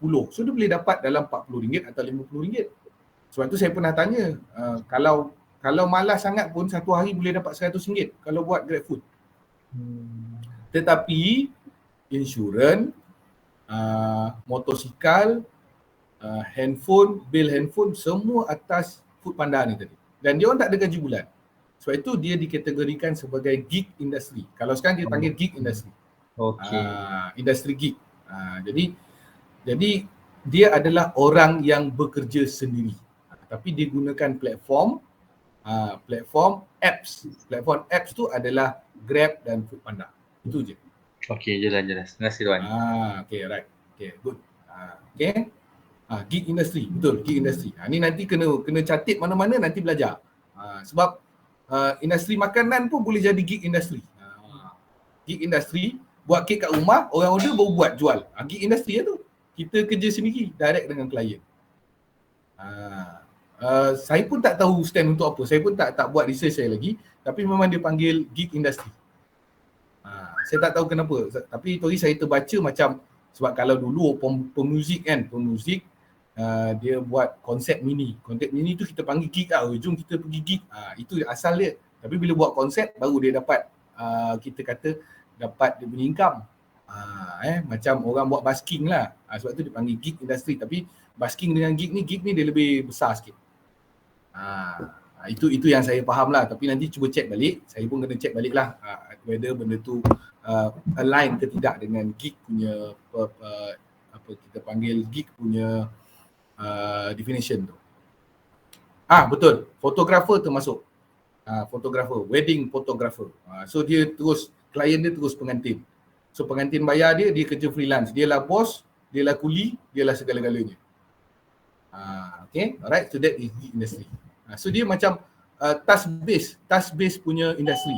You buat task, dapat gaji. You buat task, dapat gaji. You buat task, dapat gaji. Termasuklah juga macam penterjemah, blogger, etc. Okay, clear Sebab dia tak ada pendapatan tetap. Dan orang yang paling banyak terkesan adalah orang yang dekat dalam gig industri inilah. Kalau kita kata PKP ni. Okay, alright. So saya sambung part yang kedua. Okay. So legal ni panjang juga ni. Okay, alright. So now kita dah tadi pergi kepada content tadi. Dah terangkan general duty of employer and self-employed person tadi. Okay, so employer kita tahulah majikan yang menggaji kita. Kemudian designer. Okay, now kita masuk ke bahagian seterusnya. Tanggungjawab pekerja pula. So ada majikan dia bertanggungjawablah ke atas pekerja dia, memastikan pekerja dia selamat dan ni. Pekerja pun ada tanggungjawab dia. Bukan hanya lepaskan pada majikan dia, pekerja pun sama. Kemudian ada organisasi keselamatan dan kesihatan. Part 7 NADOPOD. Notification of accident, dangerous occurrence, occupational poisoning, occupational disease and inquiry. Okay.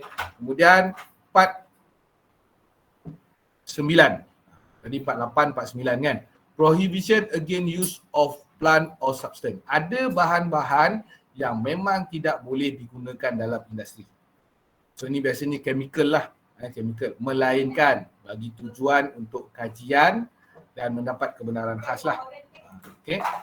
So kemudian ada lagi part 10, part 10, 11, 12, 13, 14 dan 15. So Industrial Code of Practice. So ini code, okay.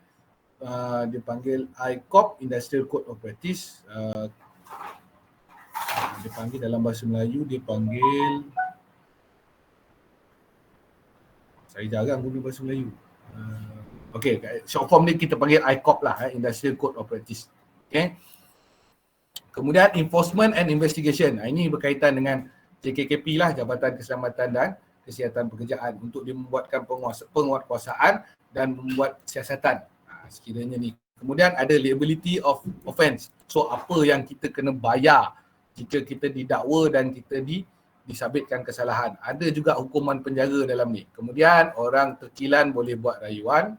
Kemudian regulation. So regulation ni selepas susunan akta tadilah, susunan section tadi, ada regulation juga. Kemudian lain-lain miscellaneous. So ini standard part dalam legal lah. Okay. So okay, ni adalah term-term yang kita nak kena tahu. Practicable. Ini dalam definition lah. So dalam akta awal-awal dia ada definition. Okay. So dia kata apa? Keterangan dia, practicable mean practicably having regard the severity of the hazard or risk in question. Maknanya keterukan, risiko. Okay. Kemudian the state of knowledge about the hazard, risk and any way of removing or mitigating the hazard. Maknanya setakat yang praktis tu kita ada knowledge dan pengetahuan dan juga teknologi untuk menghapuskan risiko tu, mengawal risiko tu. Kemudian the availability and suitability of way to remove or mitigate the hazard or risk. So maknanya adanya, maknanya ada dan sesuai kaedah untuk kita mengawal risiko dan hazard tersebut. Maknanya kita mengawal risiko lah. Okay. Kemudian the cost of removing or mitigating the hazard or risk. Ini kita kata practicable. Maknanya untuk kita kawal sesuatu hazard tu, kita kena tengok benda ni. Kadang-kadang cost of removing. Maknanya kita nak buat bisnes, kita ada hazard, kita ada risiko, tapi kita keluarkan modal yang terlalu banyak untuk kawal risiko tu, tapi menyebabkan kita tak boleh continue kita punya bisnes. Tak boleh juga. Tapi kalau macam ada risiko, tapi kita keluar duit ciput nak kawal risiko tu. Tapi sebab duit yang kita keluar tu ciput sangat, accident masih berlaku, pun tak boleh juga. So somewhere in between lah, tu yang dia kata practicable. Setakat yang praktis. Okay. Ini adalah susunan section. So section 15 tadi, general duty, tanggungjawab am, majikan dan orang yang bekerja sendiri kepada dirinya ataupun pekerja lah. Okay. Kemudian yang ni section 16, kita dah study dah semalam, safety and health policy. Okay. Kemudian section 24, okay. So dia kata apa? Tanggungjawab pekerja. Section 29 ni lah section yang terpakai untuk orang yang nak jadi safety and health officer. Jadi jawatan safety and health officer ni disebut dalam OSHA lah 1994. Okay. Kemudian section 30, establish of safety and health committee at the workplace. Jadi kalau cikgu-cikgu nak tengok, kalau macam semalam ada yang pilih salah satu daripada assignment tu, dia pilih nak buat safety and health committee. Kan?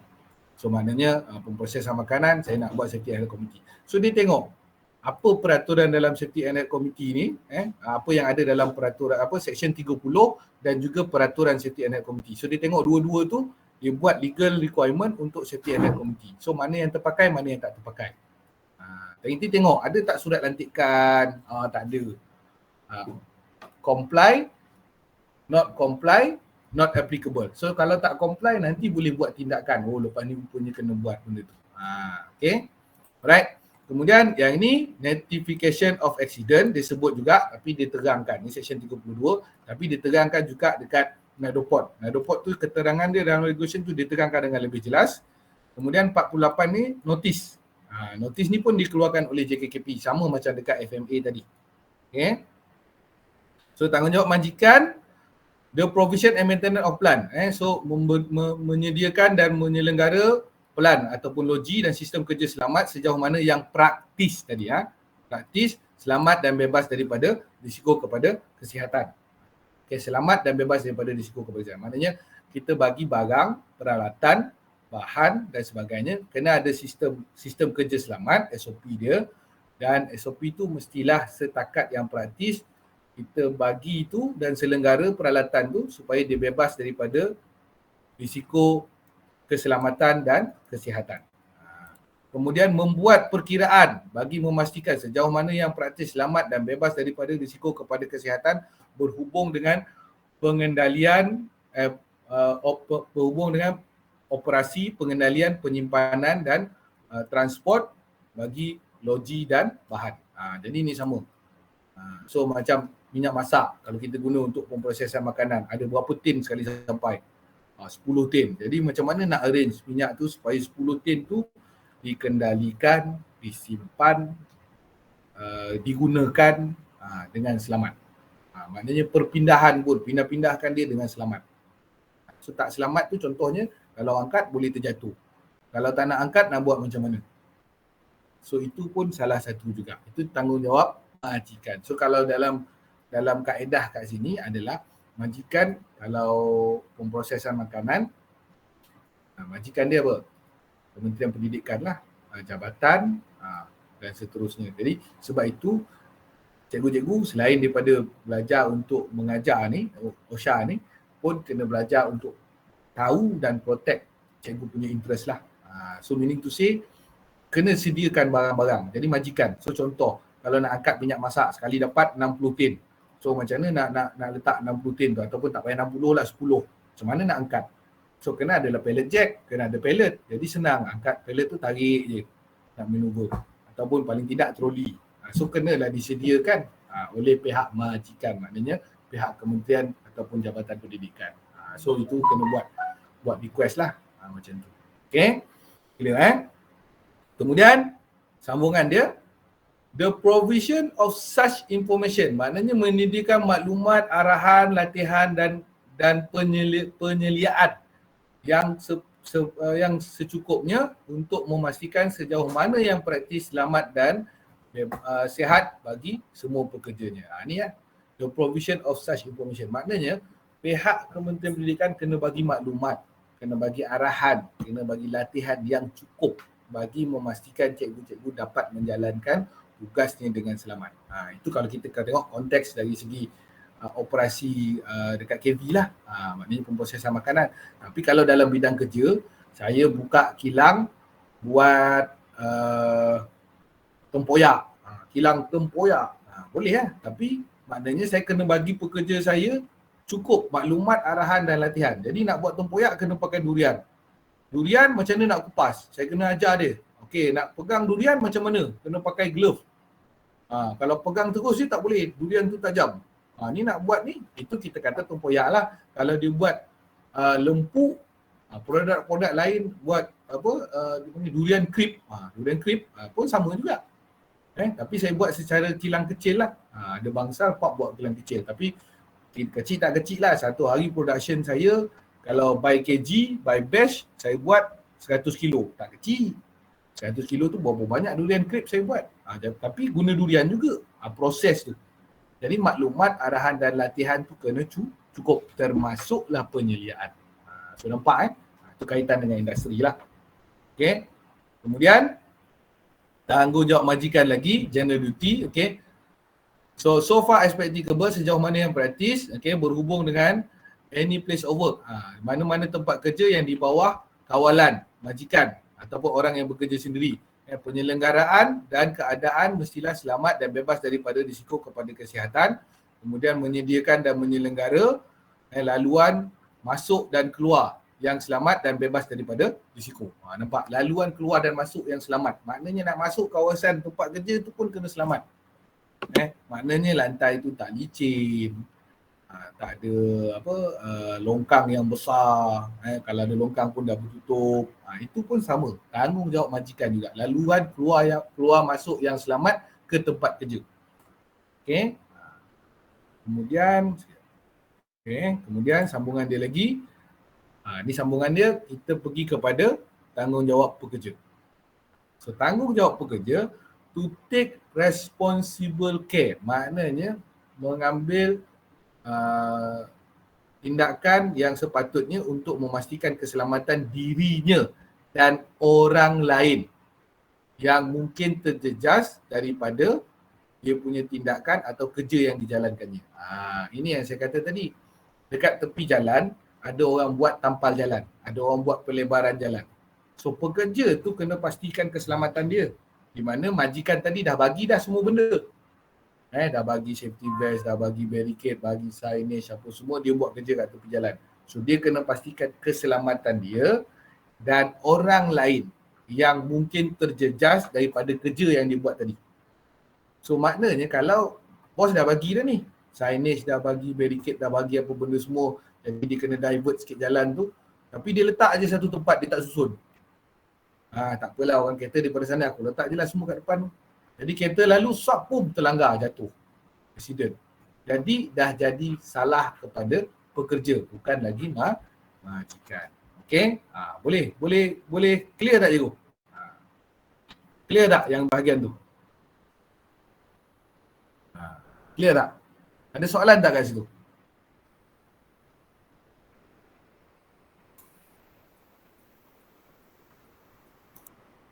Ada soalan Cikgu Akilah? Kalau ada soalan terus tanya. Tak ada. Tak ada Clear maknanya sama ada kita berada di sebagai majikan ataupun kita berada sebagai pekerja. Kita ada tanggungjawab kita. So pekerja tadi kita dah diberi arahan latihan tadi, majikan dah jalankan tanggungjawab dia. Kita dah dapat arahan, maklumat, latihan dan penyediaan. Jadi kita kena jalankan kerja kita dengan selamat. So kita kena pastikan kita selamat dengan apa yang kita dah dapat tadilah, latihan dan sebagainya tadi. Okay. Lepas tu kita sebagai pekerja pula, kita kena pastikan orang lain juga selamat. Yang mungkin orang tu mungkin terjejas sebab kita punya kerja. Faham Faham Okay. Sebab tu saya kalau tak silap saya ada isu. Sebab anak saya pun sekolah, anak saya sekolah rendah lah. Ada isu bila cikgu bawa anak murid naik kereta cikgu untuk tugasan sekolah. So dia jadi isu kat situ. Sebab apa? Cikgu bawa kereta sendiri, belajar naik, pergi. Contohnya pergi pertandingan. Kan? Pertandingan. Jadi kalau berlaku kemalangan dalam waktu tu macam mana? Lepas tu sekolah ada pemandu tak? Okay? So sekolah ada kenderaan sekolah tak? So dekat situlah. Tapi perkara ni kelemahan-kelemahan yang kita kata dulu kita tak perasan. Tapi sebenarnya dulu okey je sebab masa saya sekolah rendah memang ada pemandu sekolah. Lepas tu dulu ada PAP dia panggil, pembantu am rendah. So dia buat semua. So dia lah driver, dia lah apa sebab dia pembantu am rendah semua dia buat. Bila ada van sekolah, lepas tu bila sekolah nak pergi pertandingan ni. Tapi kalau KV tak ada masalah sebab dah ada bas, ada van. Cuma sekolah rendah. Saya sekolah rendah dulu ada tapi saya pun tak faham. Sebab dulu cikgu tak ada hantar anak murid apa semua. Jadi kalau pergi pertandingan pun sebelah petang sekolah naik kenderaan tu pergi. Tapi kalau tak ada, okey pelajar akan pergi sendiri, bapa yang hantar. Macam tu lah. Tapi itu pun salah satulah sebab dia termasuk. Sebab tu dalam OSHA ni di cover bahagian tu juga. So diri sendiri dan orang lain yang mungkin terjejas daripada tindakan dia. Maknanya daripada kerja yang dia lakukan. So dia kena pastikan keselamatan dia. Tapi yang ni kadang-kadang dalam safety committee tu tadi boleh dibincangkan juga. Tapi untuk zaman COVID ni taklah, tapi mungkin lepas COVID ni tu pun kena bincang jugalah. Lagi kena bincang.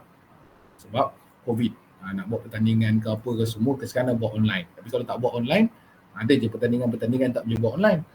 Kan? Macam Olimpik pun boleh buat online. Terpaksa juga pergi Tokyo. Okay, alright. Okay, so saya sambung. Okay. Alright, so now kita masuk to cooperate with this employer. Ini pun sama, tanggungjawab pekerja.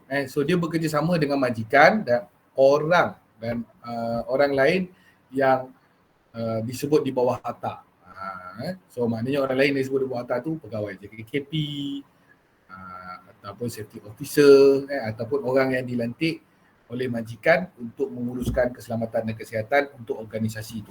Jadi pekerja kena bekerjasama. So antaranya adalah contoh macam tiba-tiba dah bincang dalam safety committee, semua cikgu-cikgu sekarang kalau nak datang sekolah bawa kereta kena reverse parking. Lepas tu dah naikkan signage, apa semua dah setuju, keluarkan notis, hantar email. Jadi ada cikgu tu cakap, alamak susah lah, saya tak pandai reverse parking. Kan? So cikgu tu tak boleh nak memberi kerjasama. Sebenarnya itu adalah bukan pelanggaran kepada surat arahan ataupun kita kata bukan surat arahan lah, kita kata persetujuan safety committee tadi. Tetapi dia melanggar Seksyen 24. Seksyen 24 ni kewajipan pekerja. Faham tak? Yang main so dia uniknya OSHA ni dia macam tu.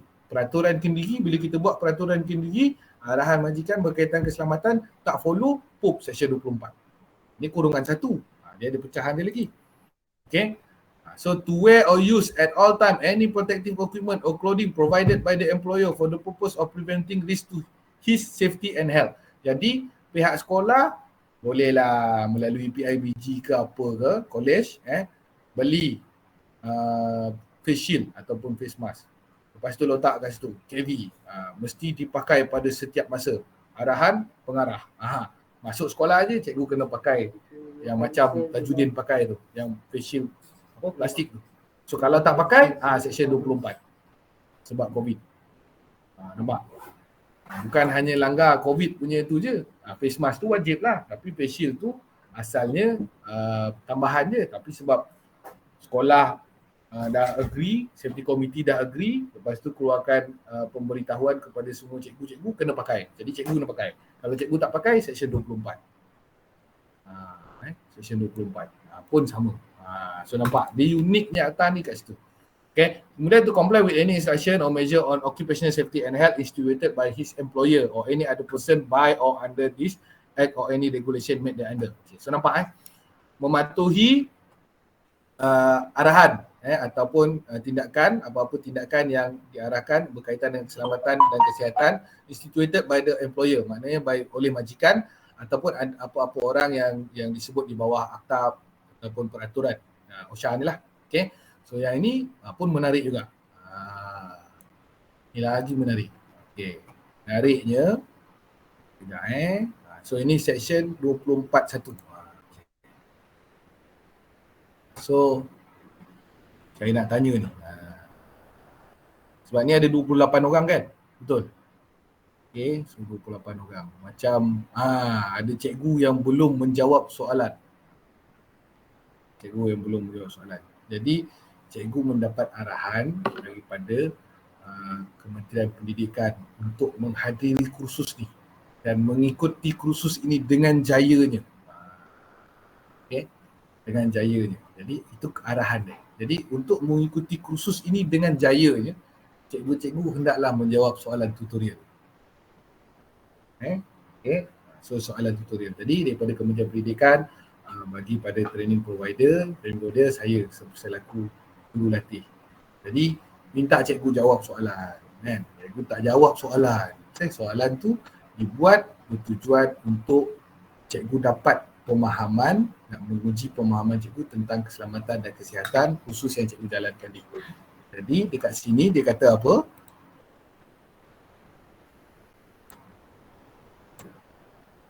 To comply with any instruction or measure on occupational safety and health instituted by his employer or any other person by or under the act or any regulation made thereunder. Maknanya cikgu dah melanggar undang-undang OSHA. Betul tak betul saya punya pendapat ni? Ataupun ada cikgu nak challenge kat situ. Saya buka ni. Okay, ada. So cikgu yang belum menjawab tu janganlah melanggar undang-undang Malaysia. Okay. Okay.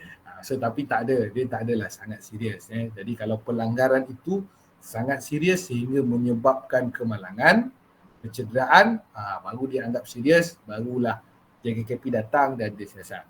Jadi undang-undang ni dia perlukan siasatan, pendakwaan dan sebagainya. Tapi sebab ini tak jawab tutorial ni, taklah, semua saya bagi contoh. Jadi bermakna peraturan itu dia terkait dengan apa yang peraturan kendiri tadi. Peraturan kendiri itu undang-undang yang kita buat dalam organisasi tetapi dia reflect balik dekat OSHA ni tadi. Tanggungjawab majikan, tanggungjawab pekerja. Okay, clear cikgu Ada soalan? Okay, alright. So saya sambung lagi. Okay.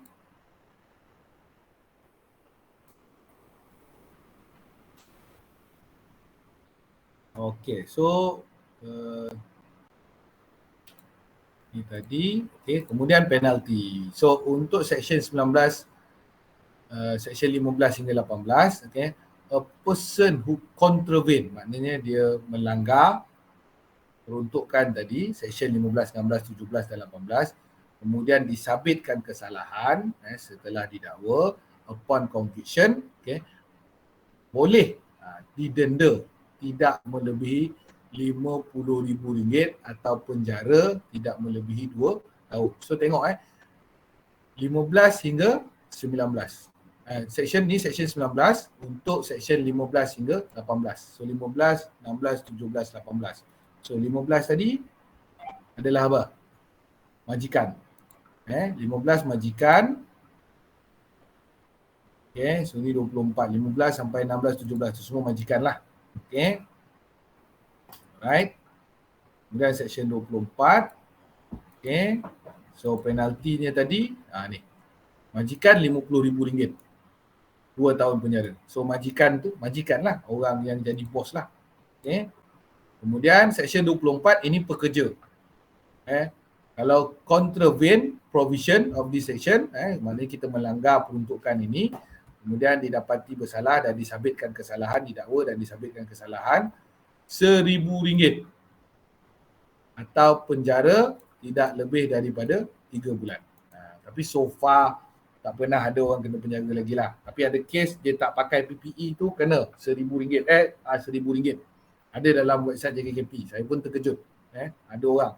Mungkin sebab dia degil sangat kot. Tak pakai helmet. Ambil gambar dia, bagi tahu orang pegawai JKKP, suruh dakwa. Tapi lebih baik dia kena dakwa dan bayar RM1,000 lah. Jadi dia beringat tentang keselamatan dia daripada dia patah, lumpuh dan sebagainya. Okay.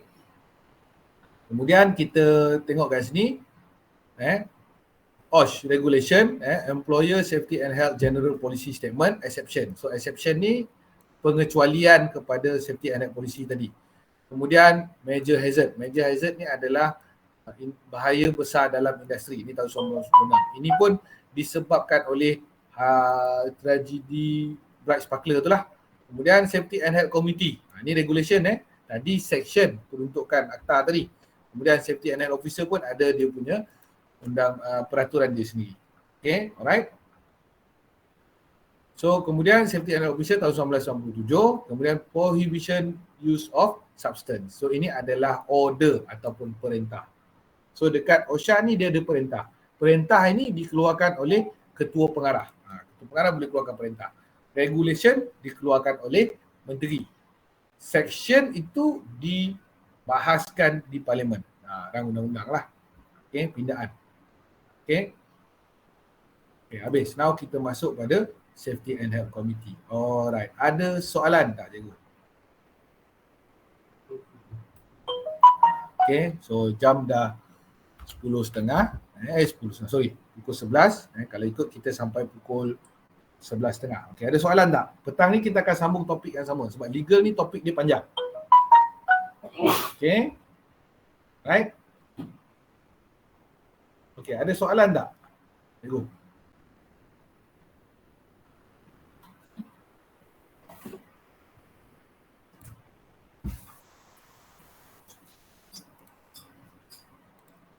Okay, ada soalan? Okay, alright. Kalau tak ada soalan, saya nak bertanya. Okay, saya nak bertanya, saya nak mengutarakan soalan. Okay. Okay, so ini just lebih pada berbentuk perbincangan lah. Okay, Cikgu Nur Nur Alfira. Nur Alfira. Ada Cikgu Nur Alfira? Ya, ada. Oh, okey. Orang Sabah ni. Okey. Alright. Boleh on kamera Cikgu? Lali, mana ni nampak apa. Okey, Assalamualaikum Cikgu. Waalaikumsalam. Okey, Cikgu mengajar di Lahad Datu Ya, betul. Okey, alright. Soalan saya. Okey. Sebab saya tak tahu sebab kita buat ni secara maya kan. Tapi kalau buat kelas berhadapan tu lagi mudah perbincangan dia. Okey, soalan saya. Okey, untuk dekat KV, kalau kita kata pemprosesan makanan. Pemprosesan makanan. Okey. So antara subjek yang diajar tu adakah macam cara nak buat makanan ataupun cara nak produce satu produk ataupun dia lebih kepada food technologies. Itu soalan saya. Yang pertama. Maksudnya saya kurang jelas. Okay. Sorry. Tak apa. Semula. Okey. Dia sebab dalam dia kaedah dia pemprosesan makanan. Okay, so sebab saya berdasarkan pengalaman saya lah, kalau pemprosesan makanan saya faham adalah satu proses kita nak mengeluarkan sesuatu produk untuk kita pasarkan. Okey. Itu satu yang saya faham. Yang kedua, boleh juga saya faham sebagai culinary art. Seni kulineri. Seni kulineri ni maknanya cara menyediakan makanan. Tapi makanan siap hidang lah. Maknanya buat spaghetti dan sebagainya. Betul? Spaghetti yang siap masak lah.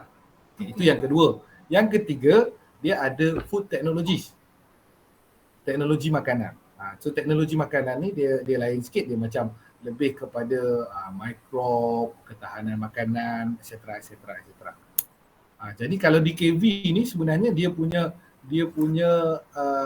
main dia sebenarnya pemprosesan makanan tu macam mana? Itu saya punya soalan. Pemprosesan makanan ni kita lebih memproses bahan mentah daripada hasil pertanian tu untuk dijadikan makanan. Begitulah. Oh, maknanya untuk dijadikan produk. Ya, betul. Makanan. Okey, so saya faham. Maknanya macam buat kicap, buat sos. Ya, betul. Okey, so maknanya proses food yang kita boleh jual sebagai siap guna. Okey, faham. Okey. Alright, so clear dengan tu. Okey, soalan saya. Okey. So, macam mana cikgu boleh pastikan macam bengkel pemprosesan makanan tu selamat? Selamat. Okey. Kalau di masa-masa pelajar tu memproses, kita akan pastikan keselamatan pelajar tu lah memakai PPE dan juga pakai kasut dan juga keselamatan makanan tu juga penting lah semasa memproses tu. Itulah. Okey, itu dari segi penerangan cikgu tu tadi, itu lebih kepada penyeliaan. Ya. Okey, so dalam legal tadi, yang ni saya nak kaitkan lah. Dalam legal tadi kita sebut sebagai apa? Latihan,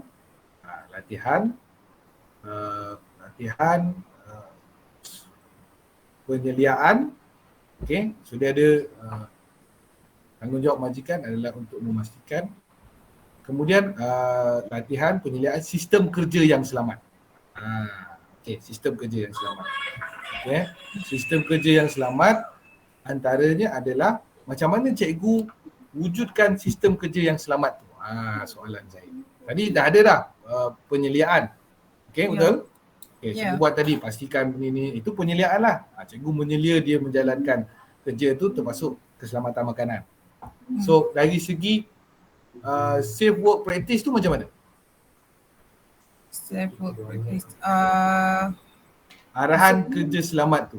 Macam mana pelajar tu tahu okey, dia boleh menjalankan kerja tu dengan selamat. Okey, so ada dekat chat ni. Ya. Okey, sentiasa ingatkan pelajar patuhi SOP. Okey, ngam, cantik. Okey. Kemudian setiap mesin ada SOP. Ada kan? Ada. Okey, soalan saya seterusnya. Tak apa. Maknanya tadi dah ada SOP. SOP tu mungkin boleh dimudahkan lagi dalam bentuk diagram ataupun flowchart. Ya betul. Okey. Soalan saya itu seterusnya. Dalam proses pemprosesan makanan ni, apakah mesin yang paling besar sekali? Paling besar. Paling besar yang ada dekat KV ni. Apa? Paling besar. Saya tak tahu dekat KV, yang ada di KV, bukan yang ada dalam industri, yang ada dekat KV tu. Kejap. Saya tidak ingat lah. Ni Cikgu Julia ni cakap oven industry. Kalau dekat KV Lada tu paling besar. Apa ya? Kejap. Ada tak cikgu Lada tu boleh bantu? Kena ingat ni dah lama tak pergi sekolah lupa. Chiller. Okey, Chiller paling besar. Chiller pun kita kategorikan sebagai oven sebagai mesin juga sebenarnya chiller. Mesin ke tu chiller?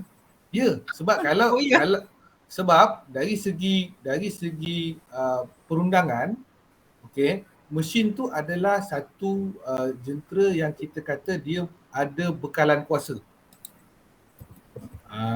Okay, so chiller tu pun sama. Maknanya untuk simpan produk makanan, chiller tu pun adalah mesin. Okay. So betul lah chiller. Kemudian chiller pun kena ada SOP. Tapi saya tak tahu chiller di KV chiller yang macam mana. Sebab kalau chiller yang lama, dia hanya boleh dibuka dan ditutup dari luar. Tapi chiller yang baru ni dia ada push. Maknanya daripada dalam pun kita boleh buka. Betul? Okay, chiller 2 pintu. Okay, right. So blast freezer apa? Blast freezer. Saya tak pernah dengar. Freezer saya tahulah, blast freezer saya tak pernah dengar. Tapi tak apalah, saya faham maknanya sebab saya menggambarkan dia sejuk beku dengan cepat. Ni maknanya untuk buat produk sejuk beku lah. Rapid frozen. Daging burger dan sebagainya. So di Rahat Datu tak ada nanti boleh mohon lah blast freezer. So maknanya untuk buat daging burger dan sebagainya. So nampak jadi cikgu-cikgu kena faham. Bila kita kata legal tadi, jadi nampak tak? Tujuan legal ni sebenarnya adalah dia nak protect. Betul, blast freezer mahal, betul, saya tahu. Sebab just nak share, saya pernah kerja kapal. Sebab saya naik offshore. Saya bukan kerja kapal lah, saya berada atas kapal tu sebagai company representative untuk pastikan keselamatan ini. Antara tugas saya adalah saya kena check chiller tu. So antara yang saya check kat chiller tu adalah hygiene.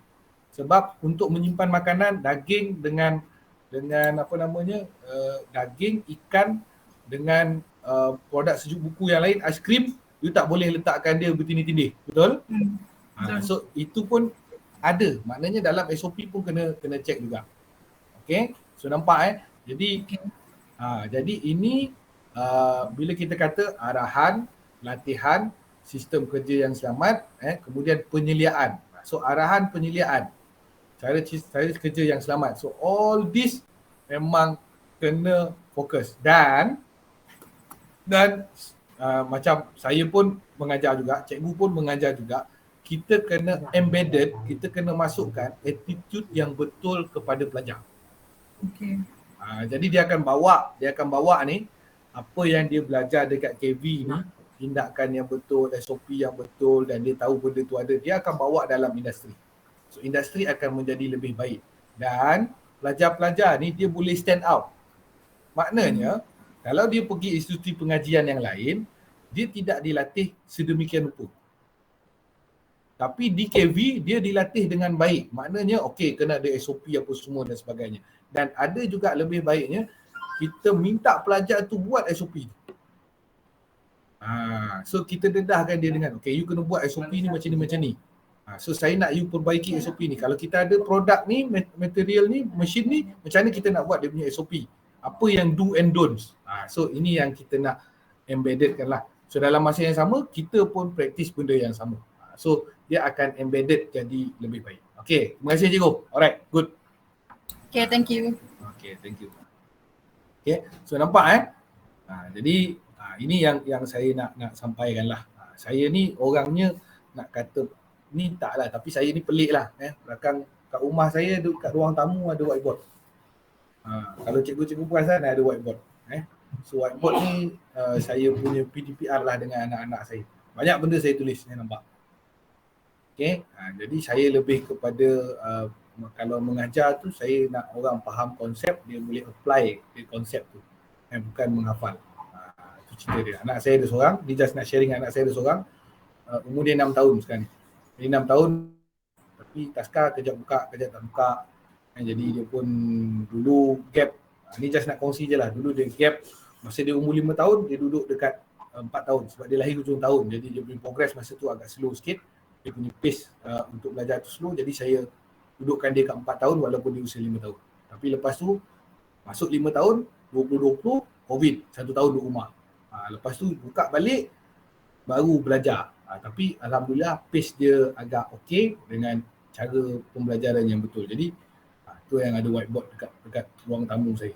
Ini just nak kongsi dengan cikgu lah. Okay. So jadi bermakna kita kena embeddedkan knowledge yang ada tu as a practice. So baru dia akan menjadilah, kemenjadian tu lebih. Okay, alright. Ada soalan lagi nak tanya cikgu-cikgu? Okay, so kalau tak ada saya teruskan sikit lagi. Okay. Sebab nanti sebelah petang kita akan sambung lagi lah topik yang sama. Okay.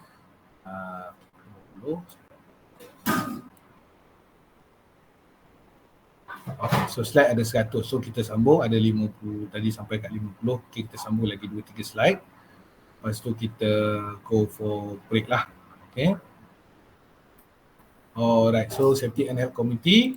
So apa dia Safety and Health Committee? Okay, so establishment is required when there are 40 worker or more or instituted by the Director General Section 30 OSHA. Okay, so dekat sini ini adalah regulation, Safety and Health Committee Regulation tahun 1996. Okay, so dia kata apa?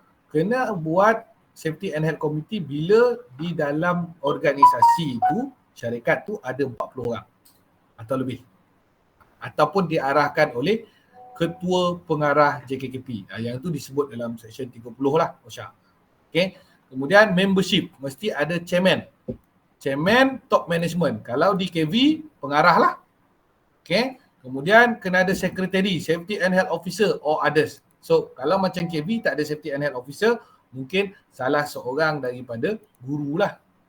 So dia akan jadi, maknanya guru yang ada knowledge yang banyak tentang safety and health, dia akan jadi secretary. So secretary ni dia akan panggil untuk mesyuarat, dia akan buat surat lantikan, dia akan ambil minutes of meeting.